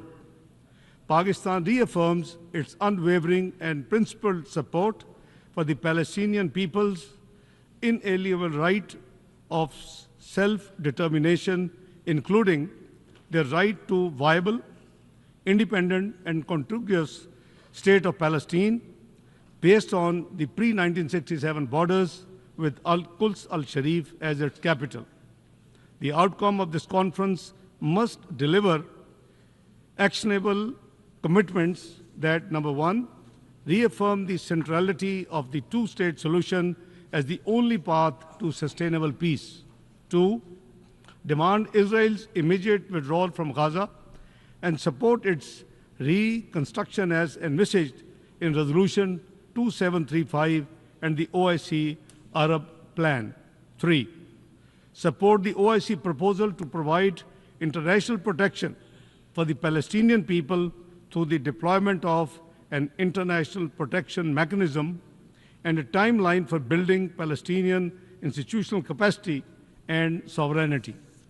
Four, reject and halt any attempts at the forced displacement or demographic manipulation. Number five, oppose illegal Israel settlements and annexation, especially in West Bank and East Jerusalem. We unequivocally condemn the Israeli parliament's unlawful attempt to assert sovereignty over the occupied West Bank. Six, ensure universal recognition of the State of Palestine and its full UN membership.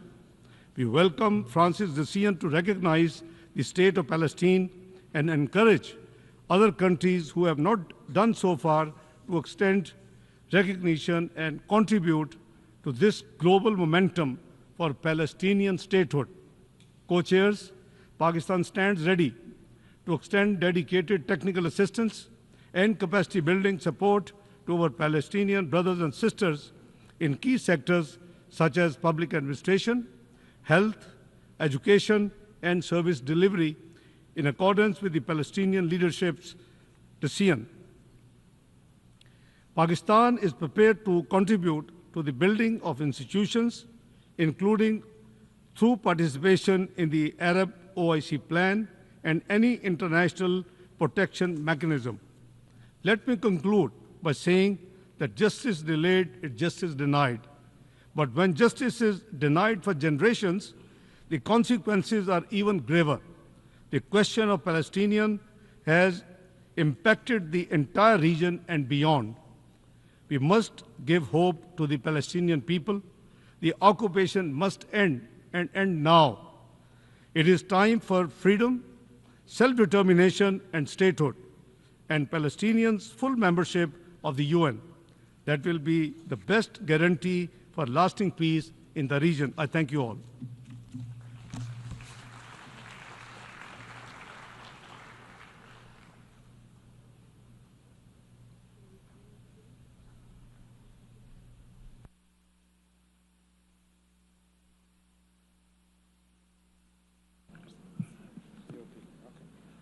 Je remercie. I thank the Deputy Prime Minister and Minister of Foreign Affairs of the Republic of Pakistan, and I now give the floor to the representative of the European Commission.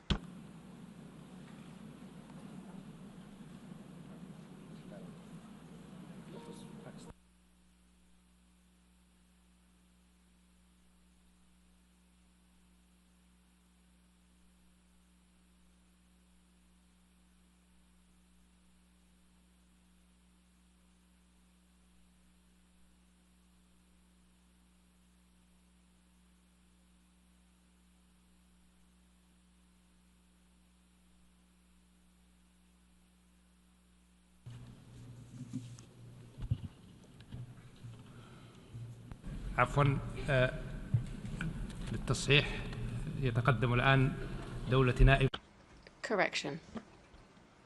We now give the floor to the Deputy Prime Minister and Minister of Foreign Affairs of Iraq. Thank you, President, Excellencies, ladies and gentlemen.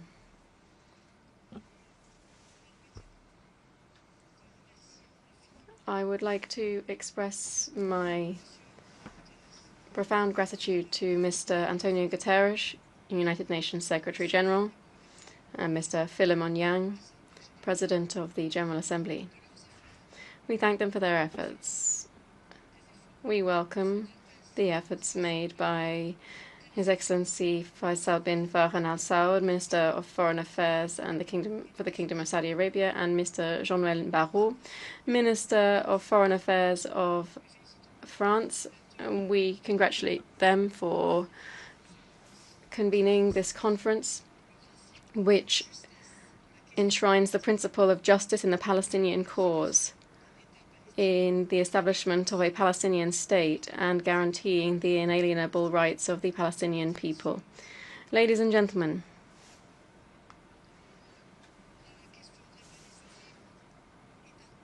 the Palestinian question is a moral test for the international system. The international community has sometimes shown signs of bias,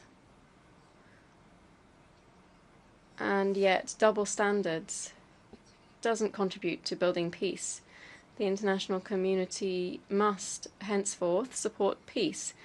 The first step in that direction must be an immediate and unconditional ceasefire in the Gaza Strip. The delivery of humanitarian aid to the besieged and those in need, the wounded, without conditions or obstacles.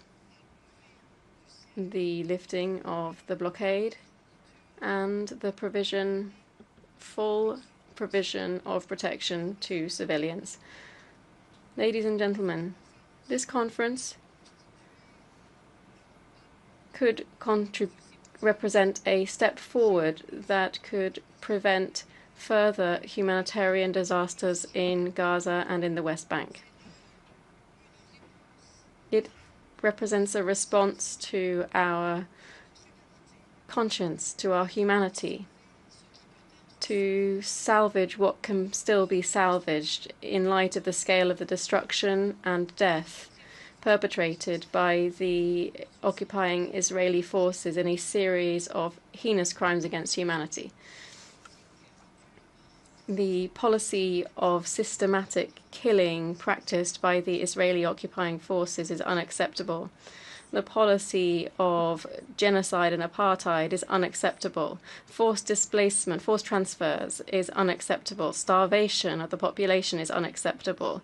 Expanding the scale of illegal settlements is also unacceptable. All of this exacerbates the humanitarian crisis day after day. Ladies and gentlemen, here we reaffirm Iraq's unconditional support for the Palestinian question.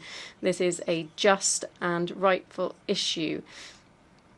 This is the basis for stability in the region. We call on the international community, particularly those states having an influence, to shoulder their moral and legal responsibilities.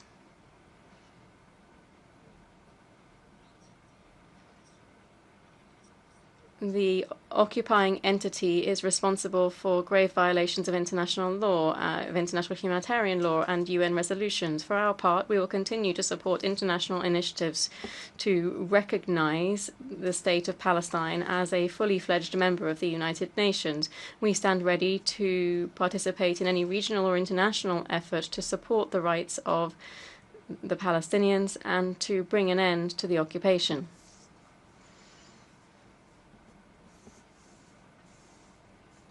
Iraq's position in support of the Palestinian cause and the rights of its people remains steadfast. That is, the right of its people to reclaim their usurped land. Iraq rejects attempts at forced displacement and condemns repeated attacks on Gaza and the West Bank. We affirm that a just peace and stability in the region cannot be achieved to the detriment of the rights of Palestinians. Iraq is convinced that regional stability will only be realized through the exercise by the Palestinian people of their inalienable right to self-determination and the establishment of an independent Palestinian state with Jerusalem as its capital. Thank you.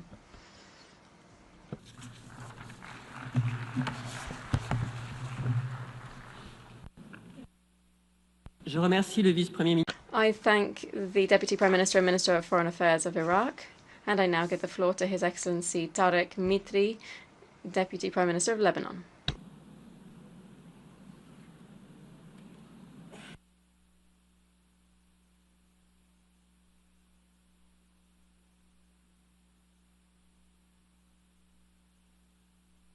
سيدي الرئيس أشكر الجمهورية. Mr. President, I thank the friendly French Republic and the brotherly Kingdom of Saudi Arabia for calling for this high-level international conference for the peaceful settlement of the question of Palestine and the implementation of the two-state solution in support of the Palestinian people and in affirmation of their legitimate national rights and the establishment of their independent state as a path for just and comprehensive peace. Mr. President, since the Nakba, Palestine has been suffering tragedies year after year and month after month. Occupation, uprooting, displacement, and exile.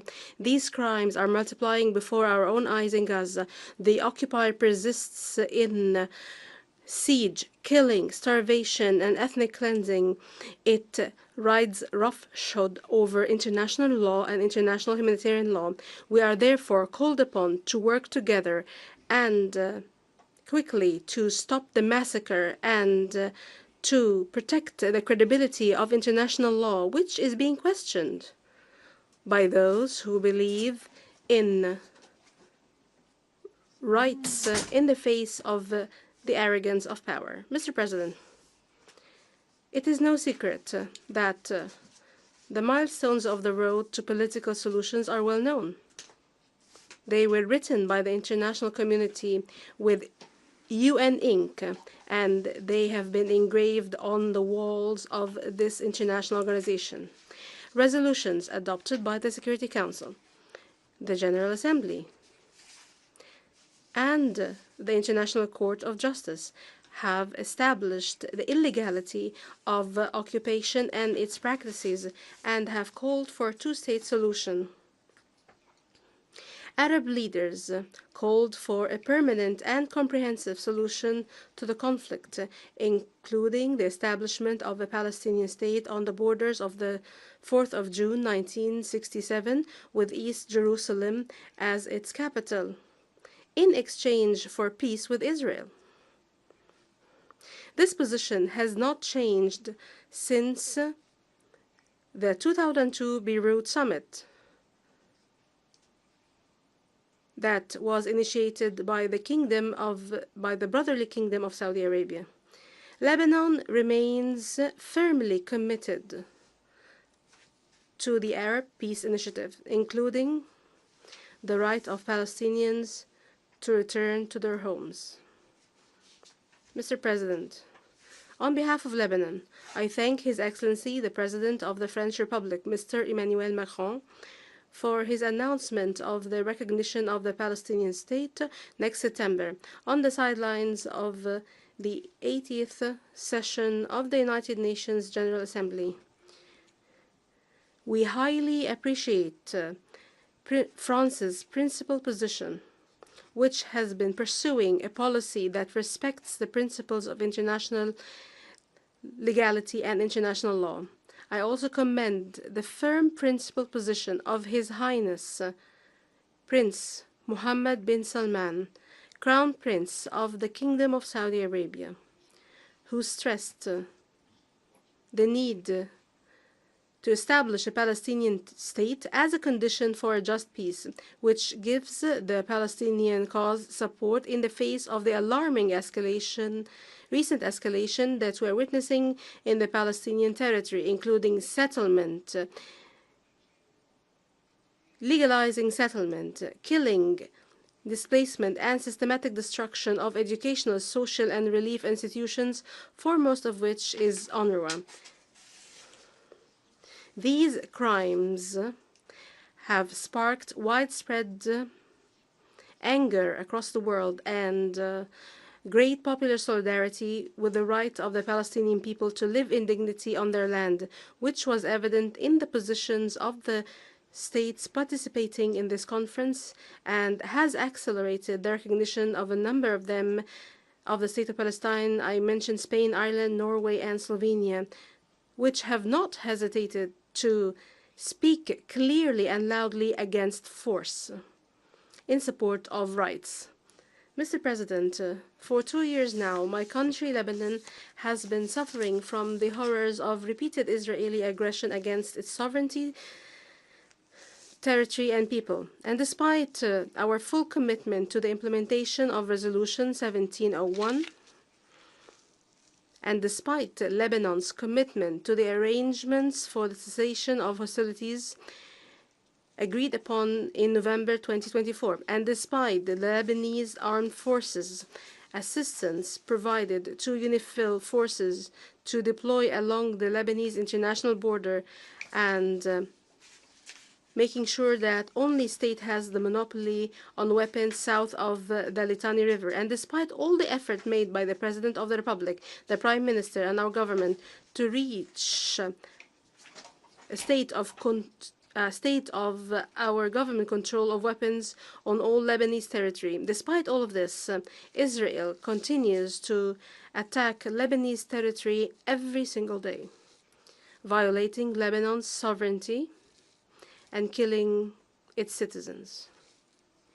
It also continues to occupy 5 points inside the Lebanese territory and has established 2 buffer zones, not to mention continuing to occupy the Sheba Farms, Kafr Shuba Hills, and the outskirts of the town of Al-Mari. Mr. President, I take this opportunity from this podium to thank the United Nations for all the support it provides to Lebanon through its agencies, and in particular through UNIFIL,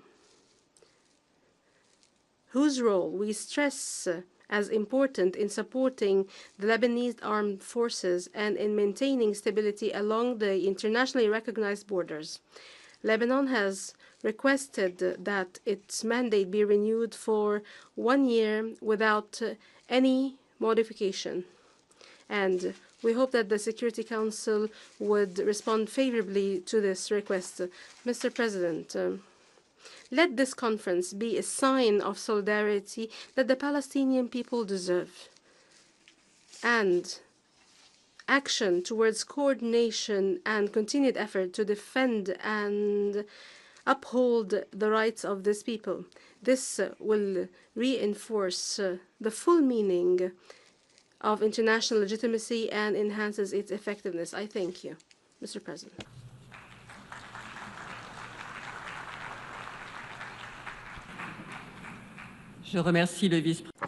I thank the Deputy Prime Minister of Lebanon for his statement. I now give the floor to Her Excellency Anya Danan, Minister for Foreign Affairs of Canada.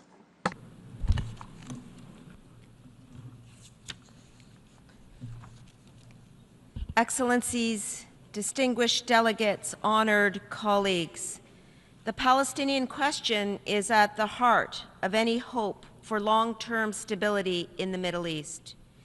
Despite the complexity of the situation, our collective presence here today reflects strong international support for a negotiated solution, one that ensures Palestinian self-determination and Israeli security, and one that charts a path toward lasting regional peace and prosperity.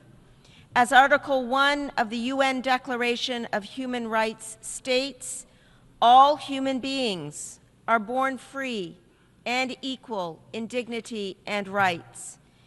Canada remains firmly committed to a two-state solution, an independent, viable, and sovereign Palestinian state living side by side with Israel in peace and security.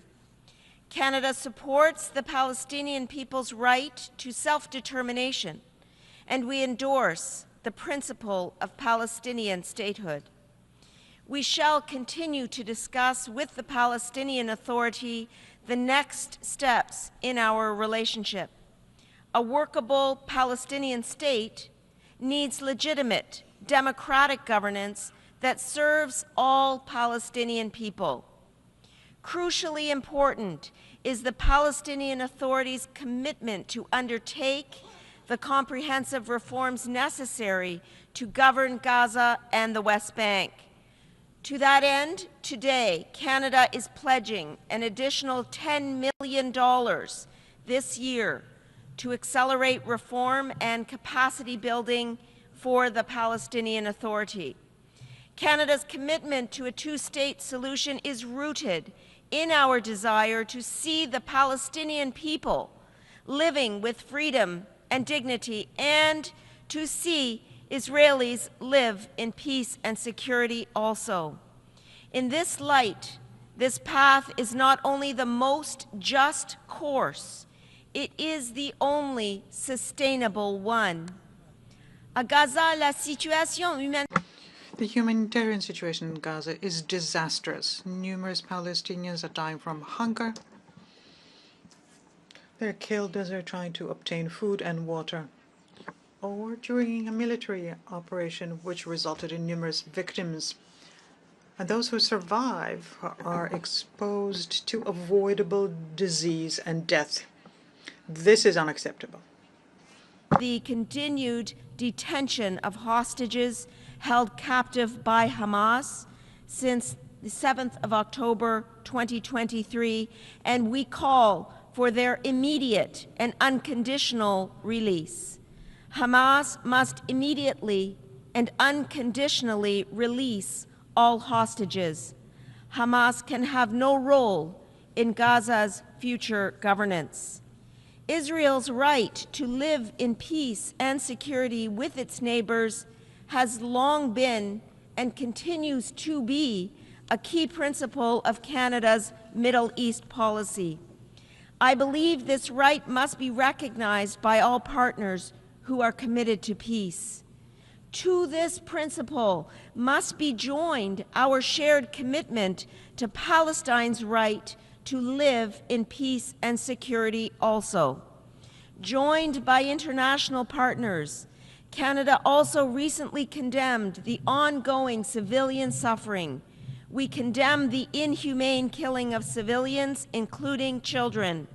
We condemn the ongoing expansion of settlements and settler violence in the West Bank, and we condemn the forced displacement of the Palestinian population. The actions outlined just now are all violations of international humanitarian law. We urge all partners to continue to support a principled response through non-governmental humanitarian organizations, organizations with proven capacity to deliver humanitarian assistance at scale. Canada has committed more than $315 million in humanitarian aid to Gaza, making us the third largest bilateral donor in response to this crisis. This includes support to the World Food Program to address critical food assistance needs, support to the International Committee of the Red Cross, Red Crescent to provide emergency medical care and protection, support to UNICEF to deliver urgent nutritional supplies to malnourished children, and support to other experienced humanitarian partners and NGOs as well. Today, given the ongoing and urgent need Canada is making a second announcement. We are announcing an additional $30 million in new money this year for civilians in Gaza. This funding will allow more aid to be pre-positioned in Jordan and the region and ready to be delivered at scale. We thank, in particular, Jordan for their support in ensuring that our aid can pass through the Jordanian corridor. Aujourd'hui, compte tenu des Today, given the continued needs, we announced $30 million in additional money for the Palestinians in Gaza. This is for the purpose of pre-positioning assistance in the region so as that can be supplied at a scale as soon as the logistics allow. Medical aid to reach those in need, humanitarian partners must be granted safe and unhindered access to civilians in Gaza. But how do we get to a place where recovery and healing can begin? Canada sees this conference as a reaffirmation of principles and a call to action. A lasting political solution requires a permanent ceasefire to begin the hard work of rebuilding institutions, restoring trust, and the conditions for a viable two-state solution. In this regard, Canada commends the effort of Qatar, Egypt, and the United States in looking to secure a ceasefire. No durable solution can emerge without all parties at the table. The Government of Canada will be present with humanitarian aid, and we will play a leading role in building bridges to more aid for Gaza with our international partners. Merci beaucoup. Thank you so much.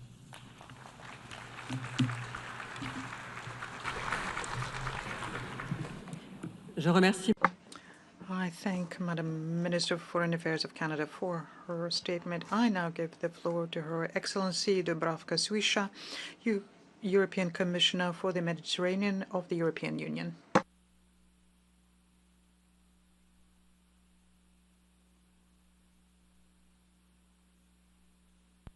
Excellencies, dear Secretary General, we salute the historic initiative of United Nations and France and the Kingdom of Saudi Arabia to convene this conference. The European Union is fully committed to achieving lasting peace in the Middle East region, our immediate neighborhood. We support the two-state solution in accordance with international law. We want to see Israel and Palestine living side by side in peace and security within recognized borders. Let me first address the situation in Gaza. Since the 7th October terrorist attacks on Israel, the world has been witnessing an unprecedented tragedy. The European Union continues to call for a ceasefire, the release of all hostages, a swift flow of humanitarian aid, and disarmament of Hamas. We appreciate the mediation activities from Egypt and United States and Qatar. We are also acting. The European Union has committed, or we have provided, 500 million euro of humanitarian aid since 2023. But this is not enough. European Union agreement with Israel on humanitarian access to Gaza was an important step, but it needs to be fully implemented. Israel should lift its blockade on Gaza. Not only do we need more trucks, more crossing points, and more fuel, we also need a safe and unhindered distribution. My second message is we must support the Palestinian Authority. The two-state solution can only be achieved with a reformed and revitalized Palestinian Authority. We have been a long-term partner in delivering concrete and wide-ranging support to the Palestinian Authority and its reform agenda. I'm pleased to inform you today that the Palestinian Authority has already delivered on key milestones. We welcome the announcement of presidential and general elections within a year across Palestinian territory, and for that purpose passing the expected party law. On my end, I'm proud to underscore that the European Union will support the Palestinian Authority to the level of 1.6 billion euro for next 3 years. In June, we already disbursed 202 million euro for food, salaries, and hospitals, also linked to structural reforms. 2 weeks ago, the European Investment Bank has approved 400 million euro in loans. This will benefit Palestinians, entrepreneurs, and private business in dire need of liquidity. But the needs are vast. We need to do more. I'm therefore calling on all of you to join our efforts in providing reform-based and at-scale support to the Palestinian Authority. To facilitate this task, I'm currently working to set up a Palestinian donor group where financial support can be coordinated. It will happen soon. When speaking about support to the Palestinian Authority, Israeli cooperation is crucial. The release of withheld funds and the regular and predictable transfer of clearance revenues by Israel is imperative.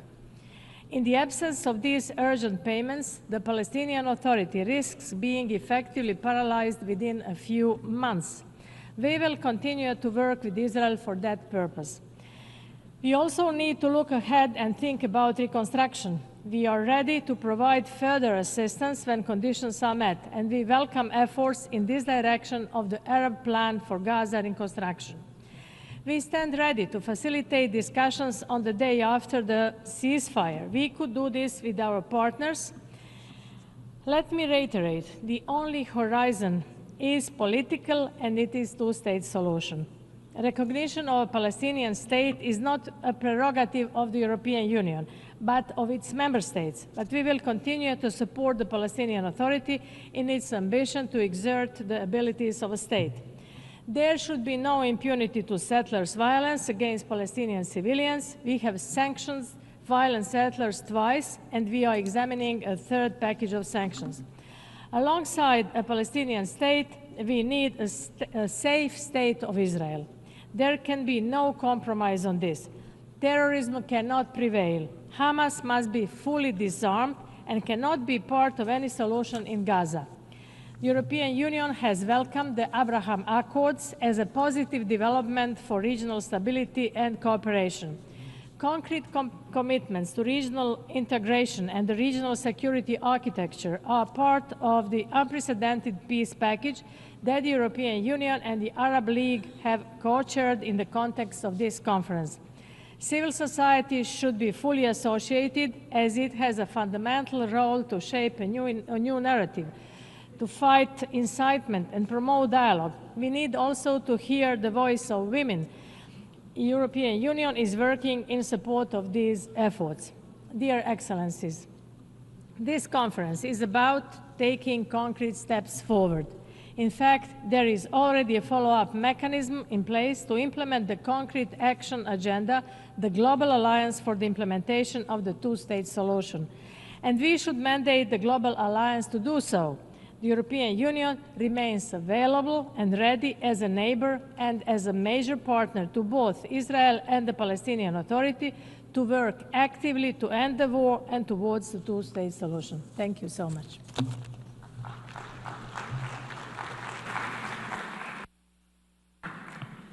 Je remercie la commissaire. I thank the European Commissioner for the Mediterranean for a statement. I now give the floor to His Excellency Mauro Luis Vieira, Minister for Foreign Affairs of Brazil.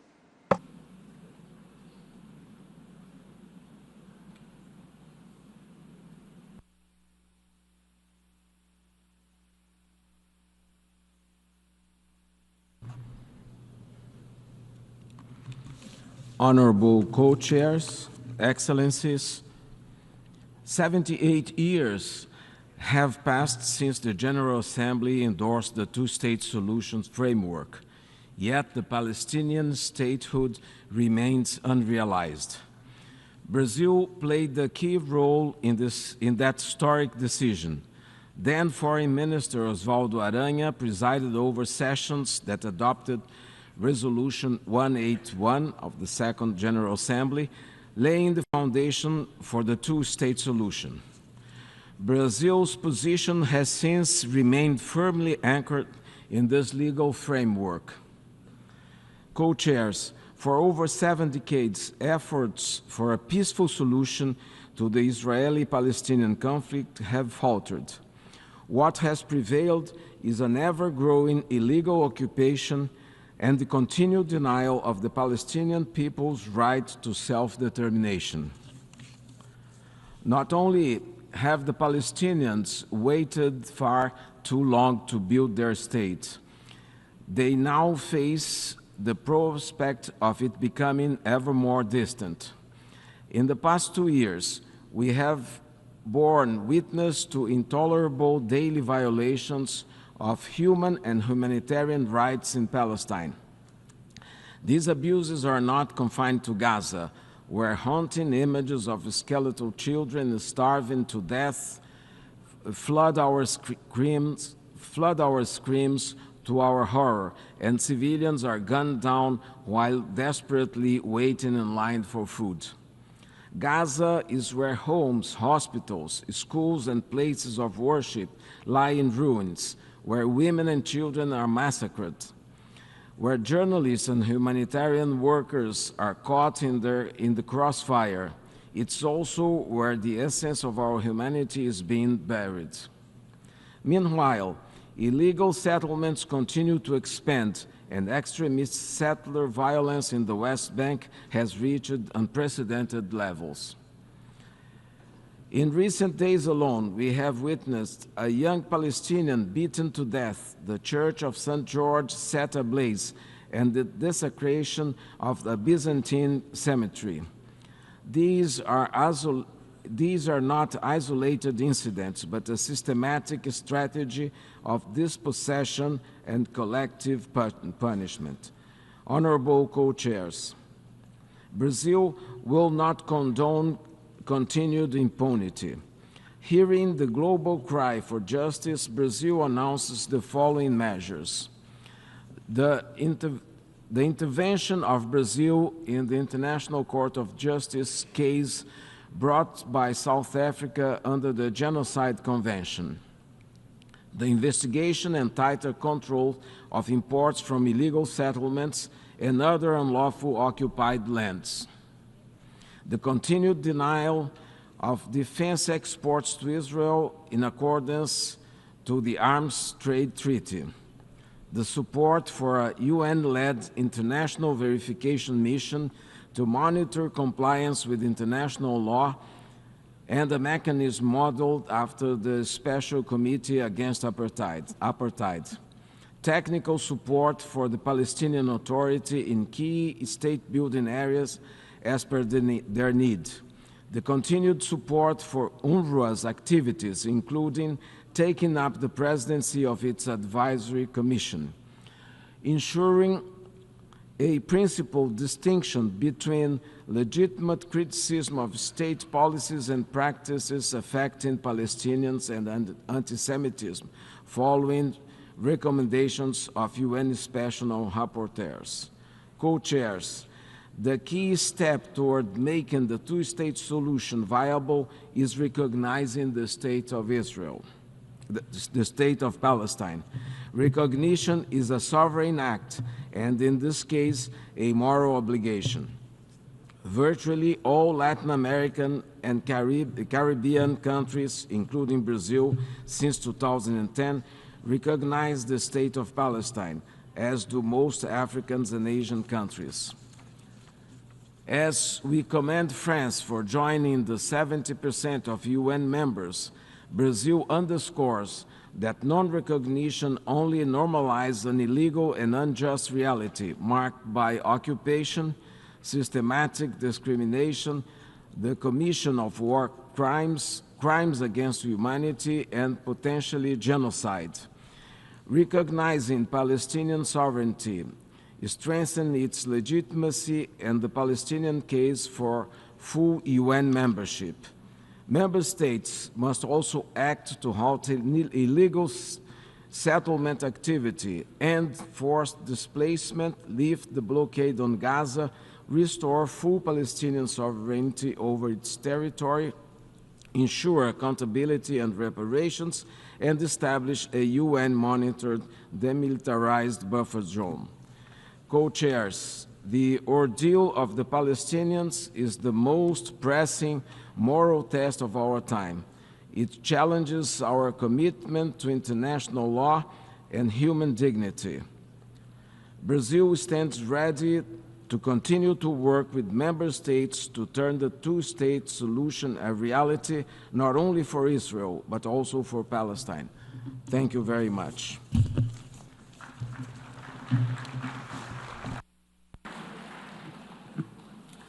Je remercie.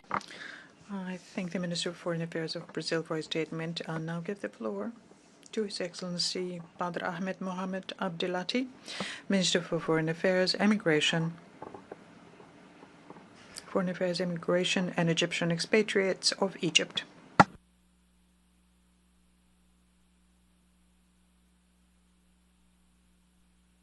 Bismillah ar-Rahman ar-Rahim. In the name of God, most compassionate, most merciful, Your Highness Prince Faisal bin Farhan, Minister of Foreign Affairs of the Kingdom of Saudi Arabia, Your Excellency Jean-Noël Barrot, the Minister of Foreign Affairs of the French Republic, Your Excellencies, distinguished ladies and gentlemen. At the outset, allow me to express my appreciation to the Kingdom of Saudi Arabia and to the French Republic for convening this conference, which comes at a critical juncture of the brutal war against the Gaza Strip. This war has exceeded the limits of all imagination and human conscience, and it has targeted more than 2.5 million Palestinians in Gaza through blockade, killing, displacement, and starvation. It is an unprecedented humanitarian disaster in our recent times. This catastrophe is inflicted on a daily basis against our brothers and sisters in Gaza and in the West Bank as they wait in line, waiting for a morsel of bread or waiting for humanitarian assistance that barely fulfills a minimal need.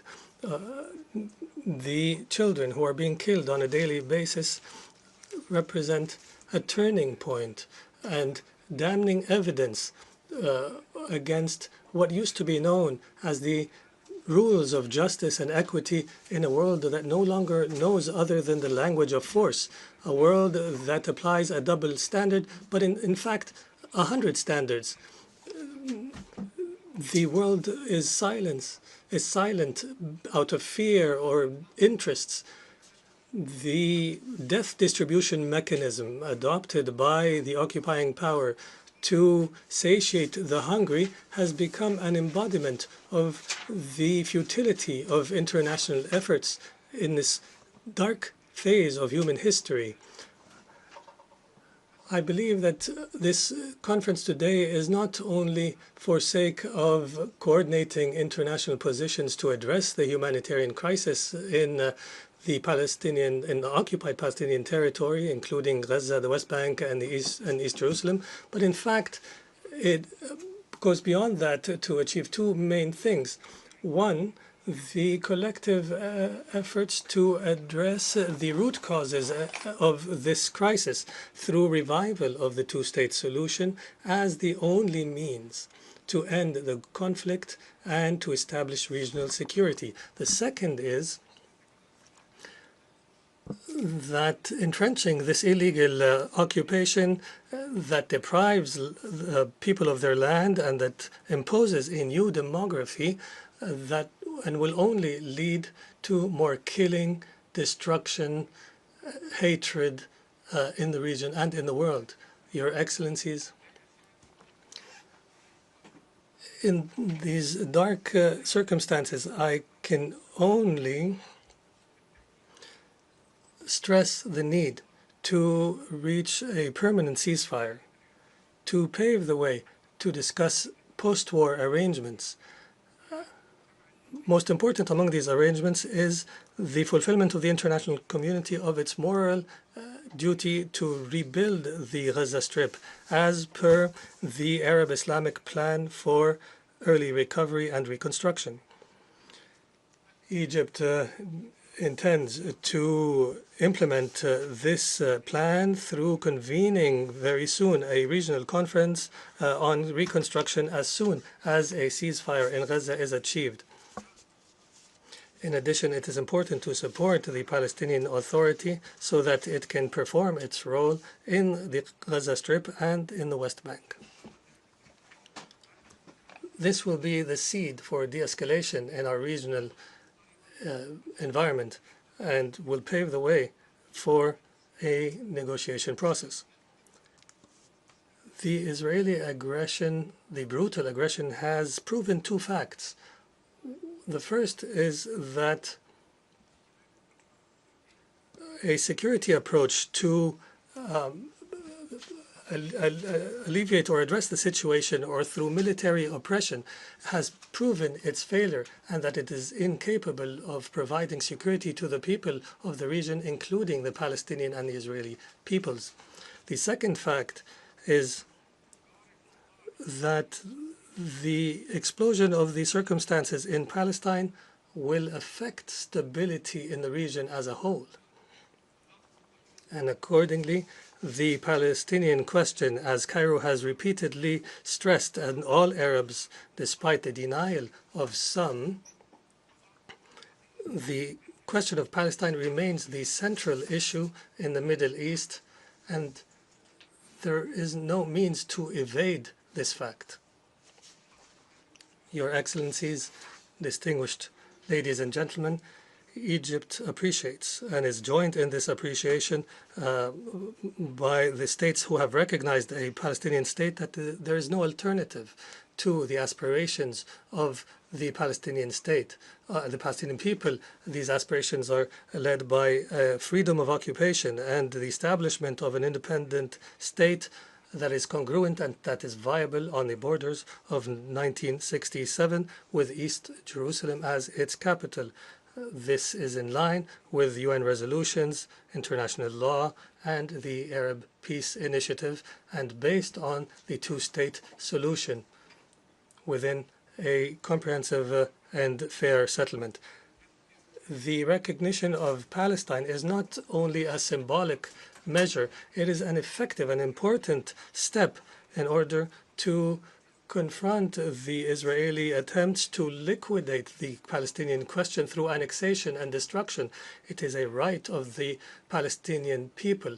It is an inalienable right connected directly to the right to self-determination. In this context, allow me to applaud the states that have recognized the state of Palestine and who are taking the right side of history.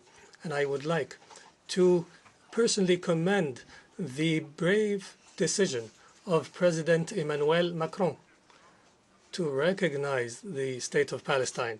And I call on the states that have not yet recognized the state of Palestine to announce this recognition and to take serious measures towards the two-state solution and to enforce international law and support the full membership of the Palestinian state at the United Nations. Mr. President, as we face grave challenges, we call on you to support the following measures. First, supporting the efforts to end the aggression against Gaza and to reach a deal for a ceasefire and an exchange of hostages and prisoners and unhindered humanitarian access. Second, enabling the United Nations and the UNRWA agency to operate in Gaza. Third, supporting the efforts of the Palestinian Authority and allowing it to return to Gaza in order to guarantee the unity of Palestinian territory. Fourth, supporting the efforts to implement the Arab Islamic plan for early recovery and reconstruction in Gaza and providing the necessary means in order for Gaza to be viable once again, and working in order to end the systemic violations of Israel in Gaza, including the policies of annexation and settlements. Finally, creating a political prospect and launching a negotiation process in order to reach a just and lasting peace and to implement the two-state solution and end the Israeli occupation of occupied Arab territory. Egypt stresses the need for Israel to commit to withdrawal from the territory it has occupied on the 4th of June 1967 and end its unilateral measures, most important of which is the settlement as per international law and international humanitarian law, Security Council resolutions, taking into consideration that the Israeli policy of creating a new reality on the ground fully undermines the establishment of a Palestinian state and the two-state solution that is recognized by the international community as a basis for resolving the Israeli-Arab conflict. In conclusion, I would like to reiterate that the coexistence of the people in the region and the cooperation in the region is a dream we all share. And Egypt has worked towards this dream through its peace treaty with Israel in 1979. However, this dream will not become a reality so long as the attempts of using force and imposing a reality in these relations by Israel continues. And the chaos and the impunity in the Middle East, which justifies for Israel its actions and its crimes,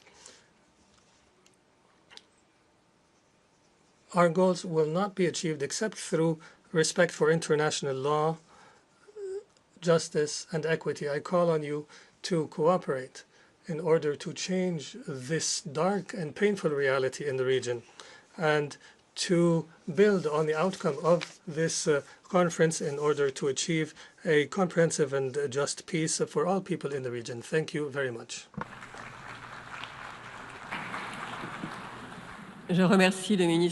I thank the Minister for Foreign Affairs, Immigration and Egyptian Expatriates of Egypt, and I now give the floor to His Excellency Mr. José Manuel Álvarez Bueno, Minister for Foreign Affairs, European Union and Cooperation of Spain.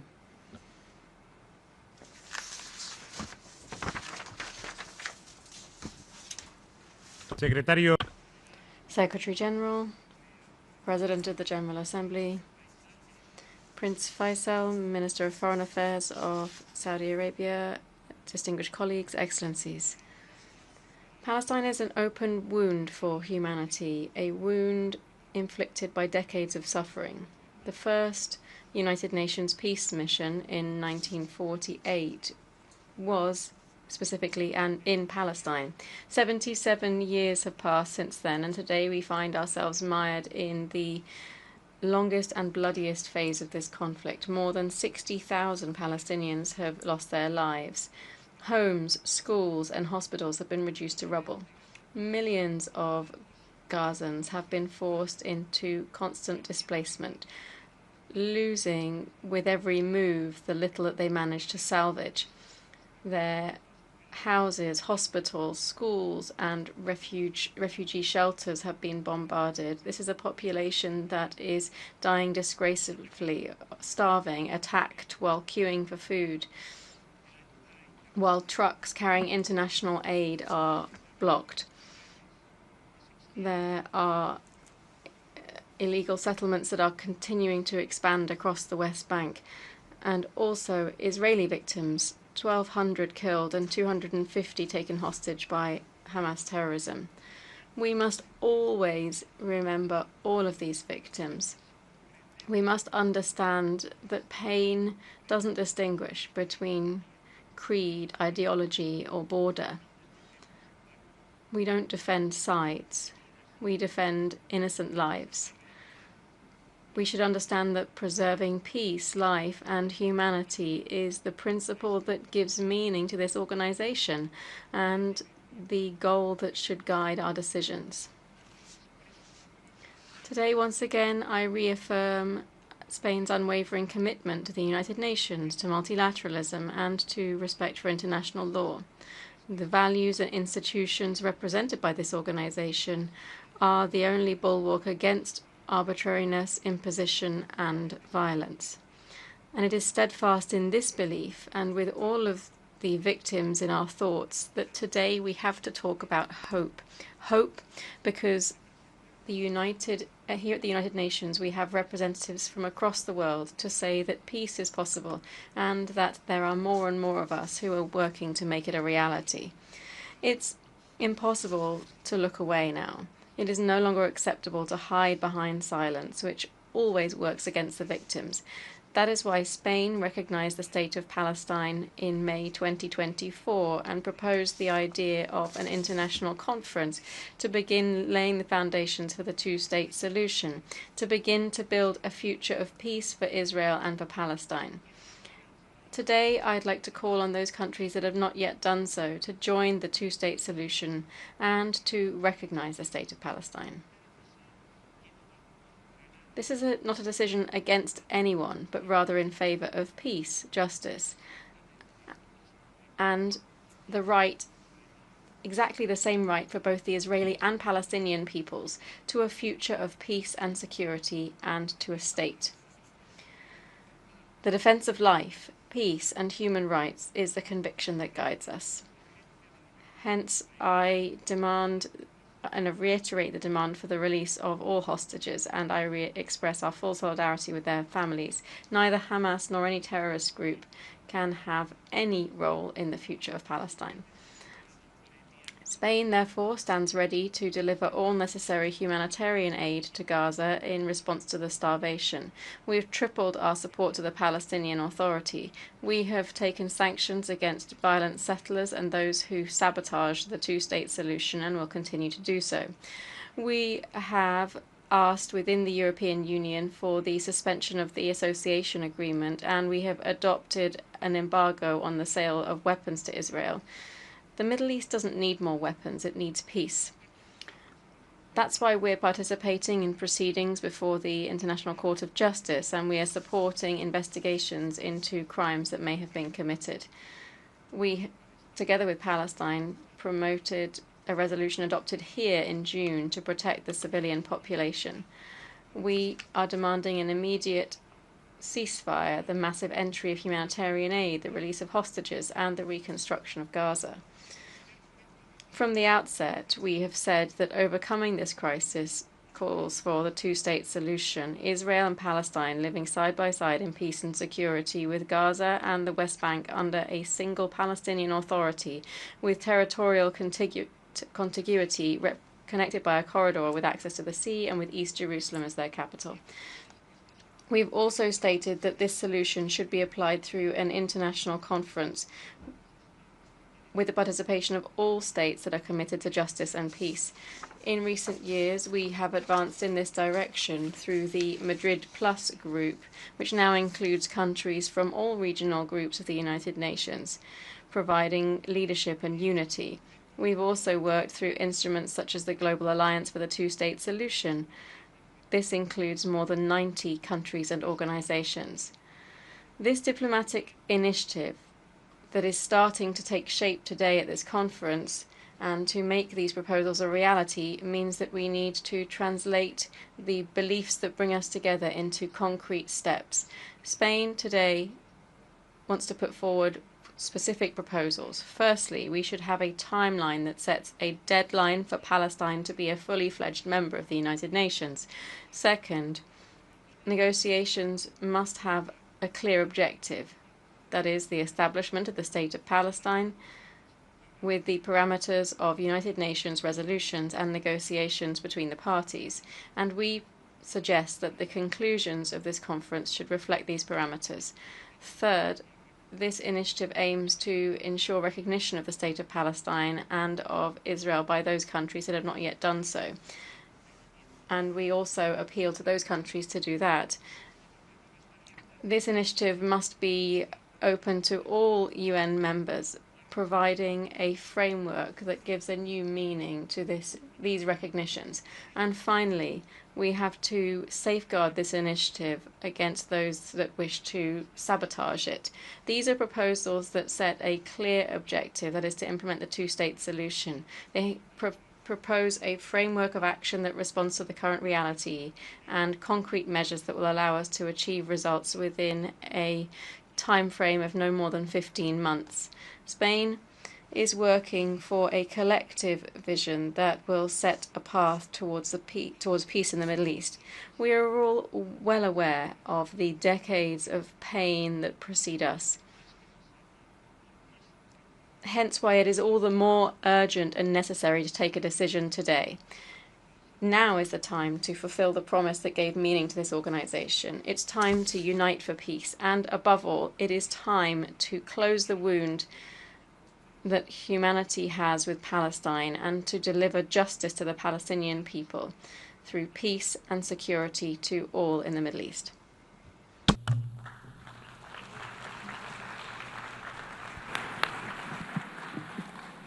Je remercie le ministre des Affaires. I thank the Minister for Foreign Affairs, European Union and Cooperation of Spain, and I now give the floor to His Excellency Mr. Espen Barth Eide, Minister for Foreign Affairs of Norway.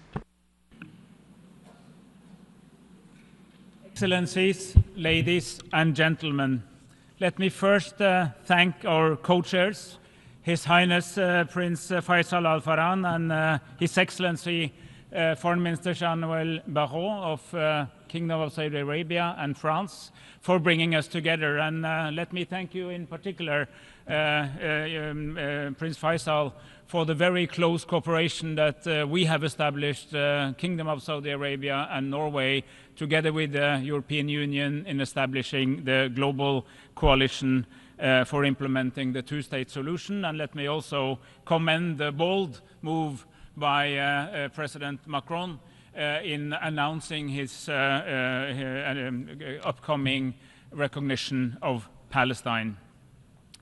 Ladies and gentlemen, the carnage must stop. The situation in Gaza is dystopic, it is horrific, it is unbearable, and it's unacceptable. It is frankly a disgrace to humanity. The fact that children, women, and men are dying from bombs, from bullets, from burns, from starvation, from disease cannot continue. This war must end. Humanitarian support must come in. Hostages must be released. We have to get out of this total, horrific, man-made catastrophe immediately. We need to end the war. But even ending the war in Gaza is not enough, because we are gathered here to look beyond that, look beyond the immediate. We also need to end the conflict. The conflict is decades old. It has been with us since the very young United Nations was deciding on how to divide the British Mandate territory of Palestine into what was supposed to be a Jewish state of Israel and a state also for the Palestinian people. One of the states is there. We recognized Israel in 1949, and we were happy that Israel was established as the expression of the long dream of establishing a Jewish homeland. But the other states never came around.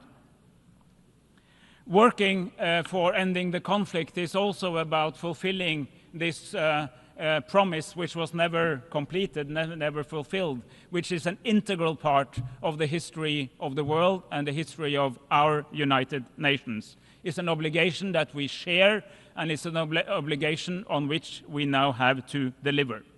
As the Secretary General very well said, it's about the right to self-determination, which applies also to the Palestinian people, as it does to other peoples of the planet. And as the highest court in the world, the UN Court, International Court of Justice, has very clearly established, Israel's occupation is illegal. It has to come to an end. And the recent decision in the Israeli Knesset of annexing a part of the occupied territory is hence a blatant violation of international law. International law and rules only are rules if they apply to all people all of the time. If they only apply to some people some of the time, it is rather a menu from which we choose our arguments to punish our adversaries, but they are not rules. And a very integral part of Norway's approach to this and to so many other conflicts is that international law, international human rights law, international humanitarian law apply to all people in all circumstances all the time. Otherwise, we do not have a world community of principles. And these principles are frankly being made a mockery of in what's happening in Gaza at this time. We also have an obligation to prevent genocide.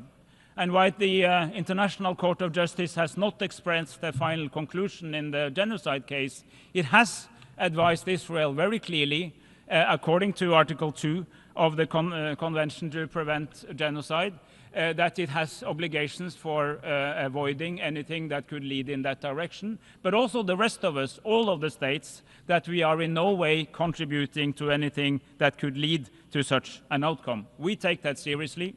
Norway has no arms sales to Israel. We have targeted sanctions that we have established with like-minded countries on specific ministers in the Israeli government. We are moving from a strong warning to outlawing trade with settler activity on the occupied territories, and we're also working with colleagues to take other measures to underline these principles. We also work very intensively on the issue of humanitarian delivery. The current model simply does not work. It is both a violation of key humanitarian principles of separation between military and political targets and the delivery of aid, and on top of that, it frankly does not work. Ladies and gentlemen, I come from Norway, I come from Oslo, and Oslo is also associated with the Oslo Accords.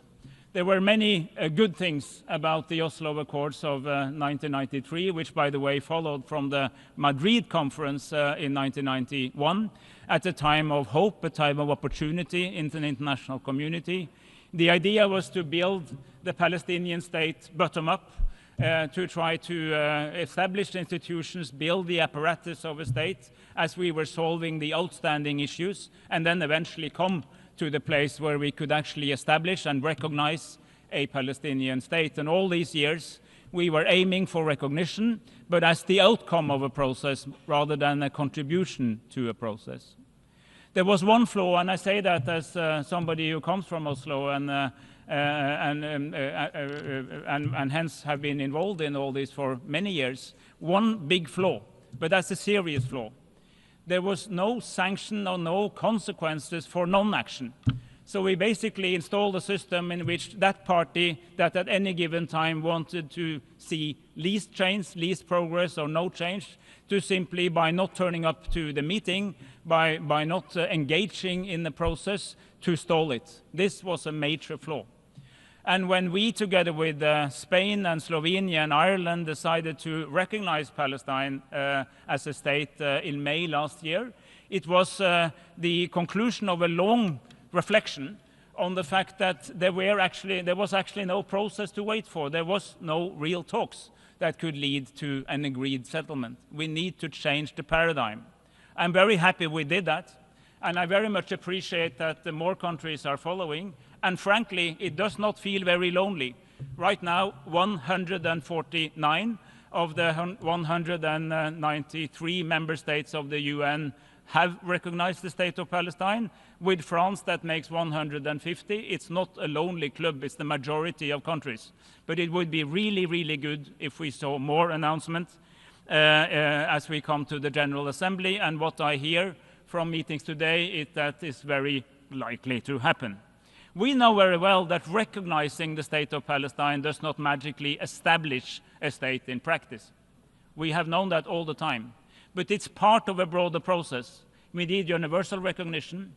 We need to invest and support and help build and reform and develop the institutions of Palestinian government.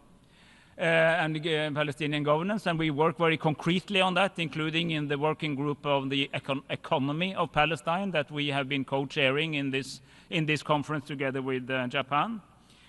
We also welcome the willingness of many of the Arab states, led again by Saudi Arabia, of normalizing relations with Israel when time is ripe.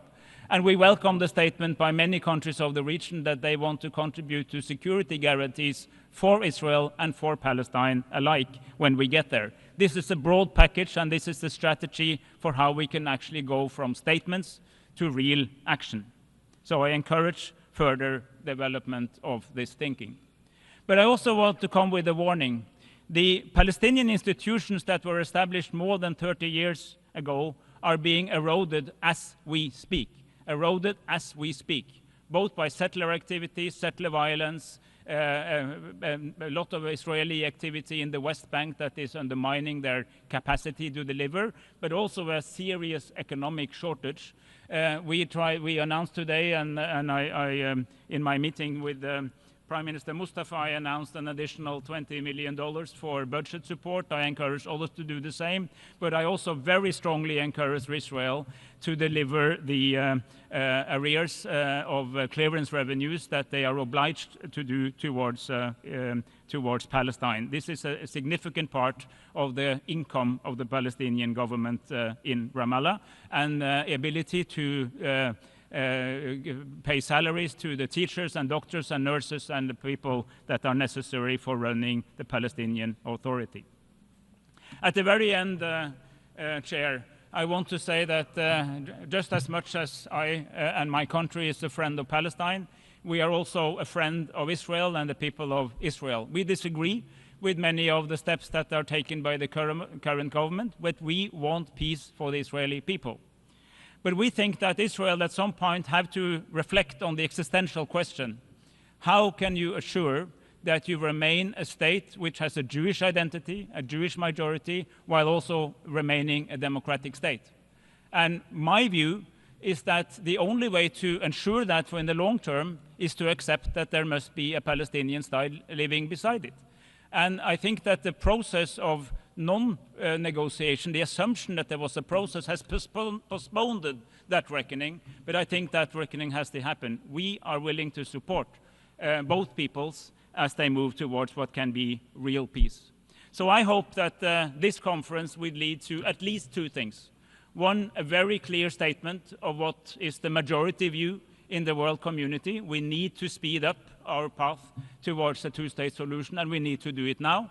And secondly, that we can deliver on a series of very practical, pragmatic solutions that can help the Palestinian government, the Palestinian Authority we already have, to survive, to improve, to thrive, and to be ready to be in control of the entire territory of Palestine, including, of course, Gaza, the West Bank, and the relevant part of Jerusalem when time is right. That is good for the region, that's good for the world, and that means that we deliver on the promise that we, or our predecessors rather, were committing to in the very first years of our United Nations. Thank you for your attention.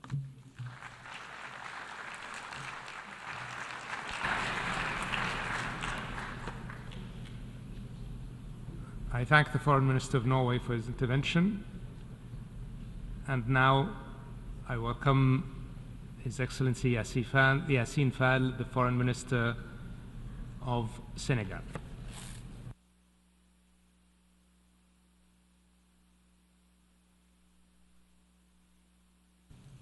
Excellence.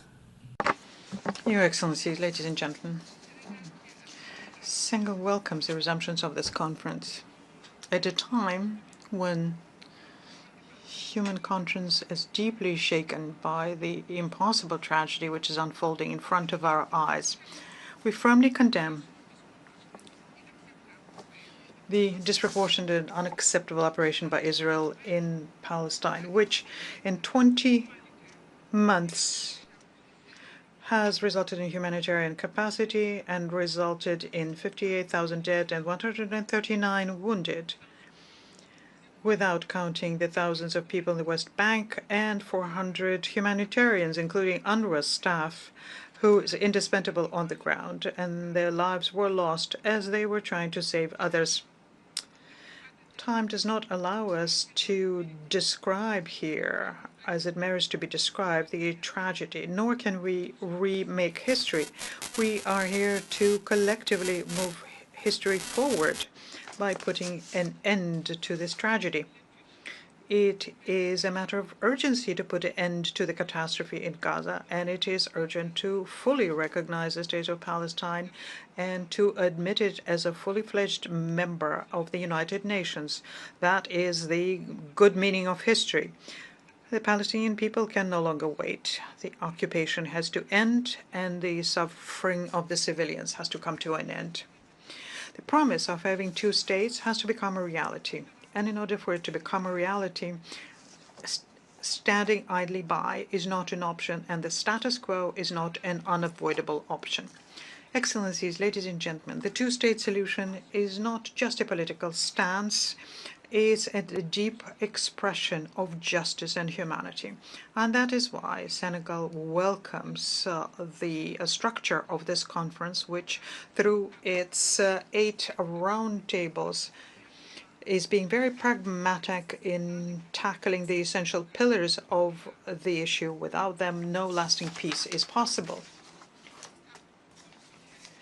As a basis for any lasting solution, there is international law, and Senegal and Brazil has re-expressed their commitment to it as co-chairs of the working group on this matter. Your Excellencies, ladies and gentlemen, the Declaration of New York and the follow-up process afterwards need to end up with providing us with a clear roadmap with specific steps and the effective monitoring and accountability mechanism accompanying it.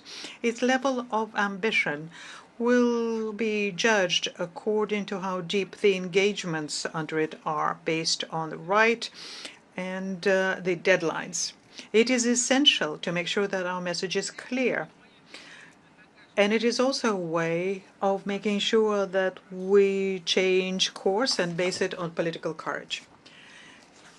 And as a follow-up to this message, my country, Senegal, welcomed on the 9th July this year a conference on the issue of Jerusalem under the auspices of the Committee on the Exercise of the Inalienable Rights of the Palestinian People, together with the Organization of Islamic Cooperation. And this meeting shed light on the need to have collective action so as to safeguard the status of Jerusalem as well as the rights of the Palestinian people's rights to self-determination and return. And the international community has to continue in this vein even more to ensure the equal sovereignty of the Palestinians and Israelis and the equal dignity of the two peoples. On behalf of His Excellency De Harfai, President of the Republic of Senegal, I would like to reaffirm very strongly the commitment of Senegal for the implementation of the two-state solutions, two states living side by side in peace and security and in mutual recognition. My country is ready to contribute towards this revitalized process side by side with all nations striving for peace. I thank you.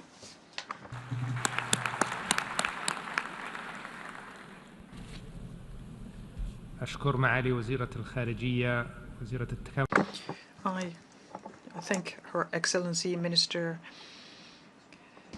for Foreign Affairs of Senegal, and I now give the floor to Mr. Merzouk, Minister for Foreign Affairs, African Cooperation, and Mauritanians abroad. In the name of God, the merciful and the compassionate. Your Highness, Faisal bin Farhan Al Saud, Minister of Foreign Affairs of the Kingdom of Saudi Arabia, Your Excellency Jean-Noël Barrot, Minister of Foreign Affairs of the French Republic, Your Excellencies, ladies and gentlemen, may the peace of God be upon you. It gives me pleasure to, at the beginning of the statement, to express on behalf of the Islamic Republic of Mauritania our deep gratitude to the Kingdom of Saudi Arabia and thank them for their earnest efforts to create an alliance in favor of the two-state solution and revitalize the political process on the issue of Palestine. I also would like to express thanks to the French Republic, the friendly country, the great role they are playing in this context, side by side with many states and regional organizations, in trying to move forward toward the practical way of having an international balance and have a just and lasting solution to the Palestinian issue. Ladies and gentlemen, the Palestinian cause for which we gather today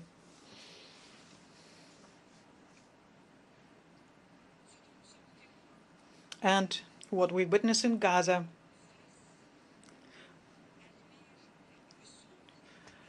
shows us the darkest image of human decadence, and we therefore have to, faced with that, we have to reaffirm our dual duty, both historic and moral, to protect and safeguard the rights, including the right to life, dignity, and peace, the rights to which the world has committed itself. And we hope that this horrendous situation we are witnessing today, both individually and collectively, will give birth to a new multilateral global order which is stronger and more effective. And this is the very essence of our message and the goal we strive to achieve. Our meeting today reflects a growing awareness of the need to move from the expressions of principles and political commitment to practical and effective action that can put an end to the ongoing humanitarian tragedy unfolding in Gaza and in all of the occupied Palestinian territories. The current situation can no longer withstand delay. It requires the international community to fully shoulder its responsibilities and to do it through concrete measures that preserve what remains of human dignity and restores hope to a people worn out by suffering, dispersed by the war and destruction machine. This, in fact, amongst many of us at the international community, there is a conviction that political inaction is no longer an option, and delaying tactics only worsen crises, and that we must work together to draw up a roadmap that could be actionable based on international parameters, on humanitarian and ethical principles, which would restore international law and give voice to human conscience. This is vision that we would like to embody through this coalition that brings us together today. Your Excellencies, ladies and gentlemen, my country has constantly affirmed in all forums its unwavering commitment to a just and lasting solution to the Palestinian question, leading to the establishment of an independent Palestinian state with East Jerusalem as its capital, based on the June 4th, 1967 borders, as provided for by international law and relevant United Nations resolutions. This position has been repeatedly and unequivocally confirmed by His Excellency Presidents Mohammed Sheikh El Ghazwani, and it is our stance that we share with all those who defend just humanitarian causes. It is the foundation of our alliance and coalition. We hold firmly to these principles, but we remain fully aware that any solution that does not respect the rights and dignity of the Palestinian people and is not based on the legal and moral foundations will only impede a secure and stable future in the Middle East.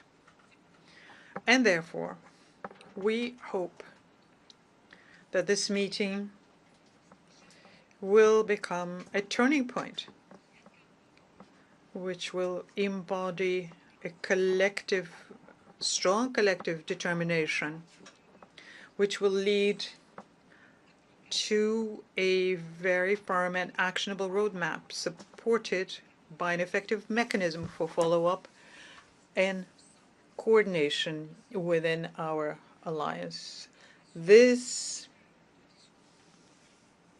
will help us to speak with a unified voice internationally, strengthen international action for the two-state solution as the only viable path to achieving just peace in the Middle East and recognizing Palestine as a sovereign and a full member of the United Nations. I thank you.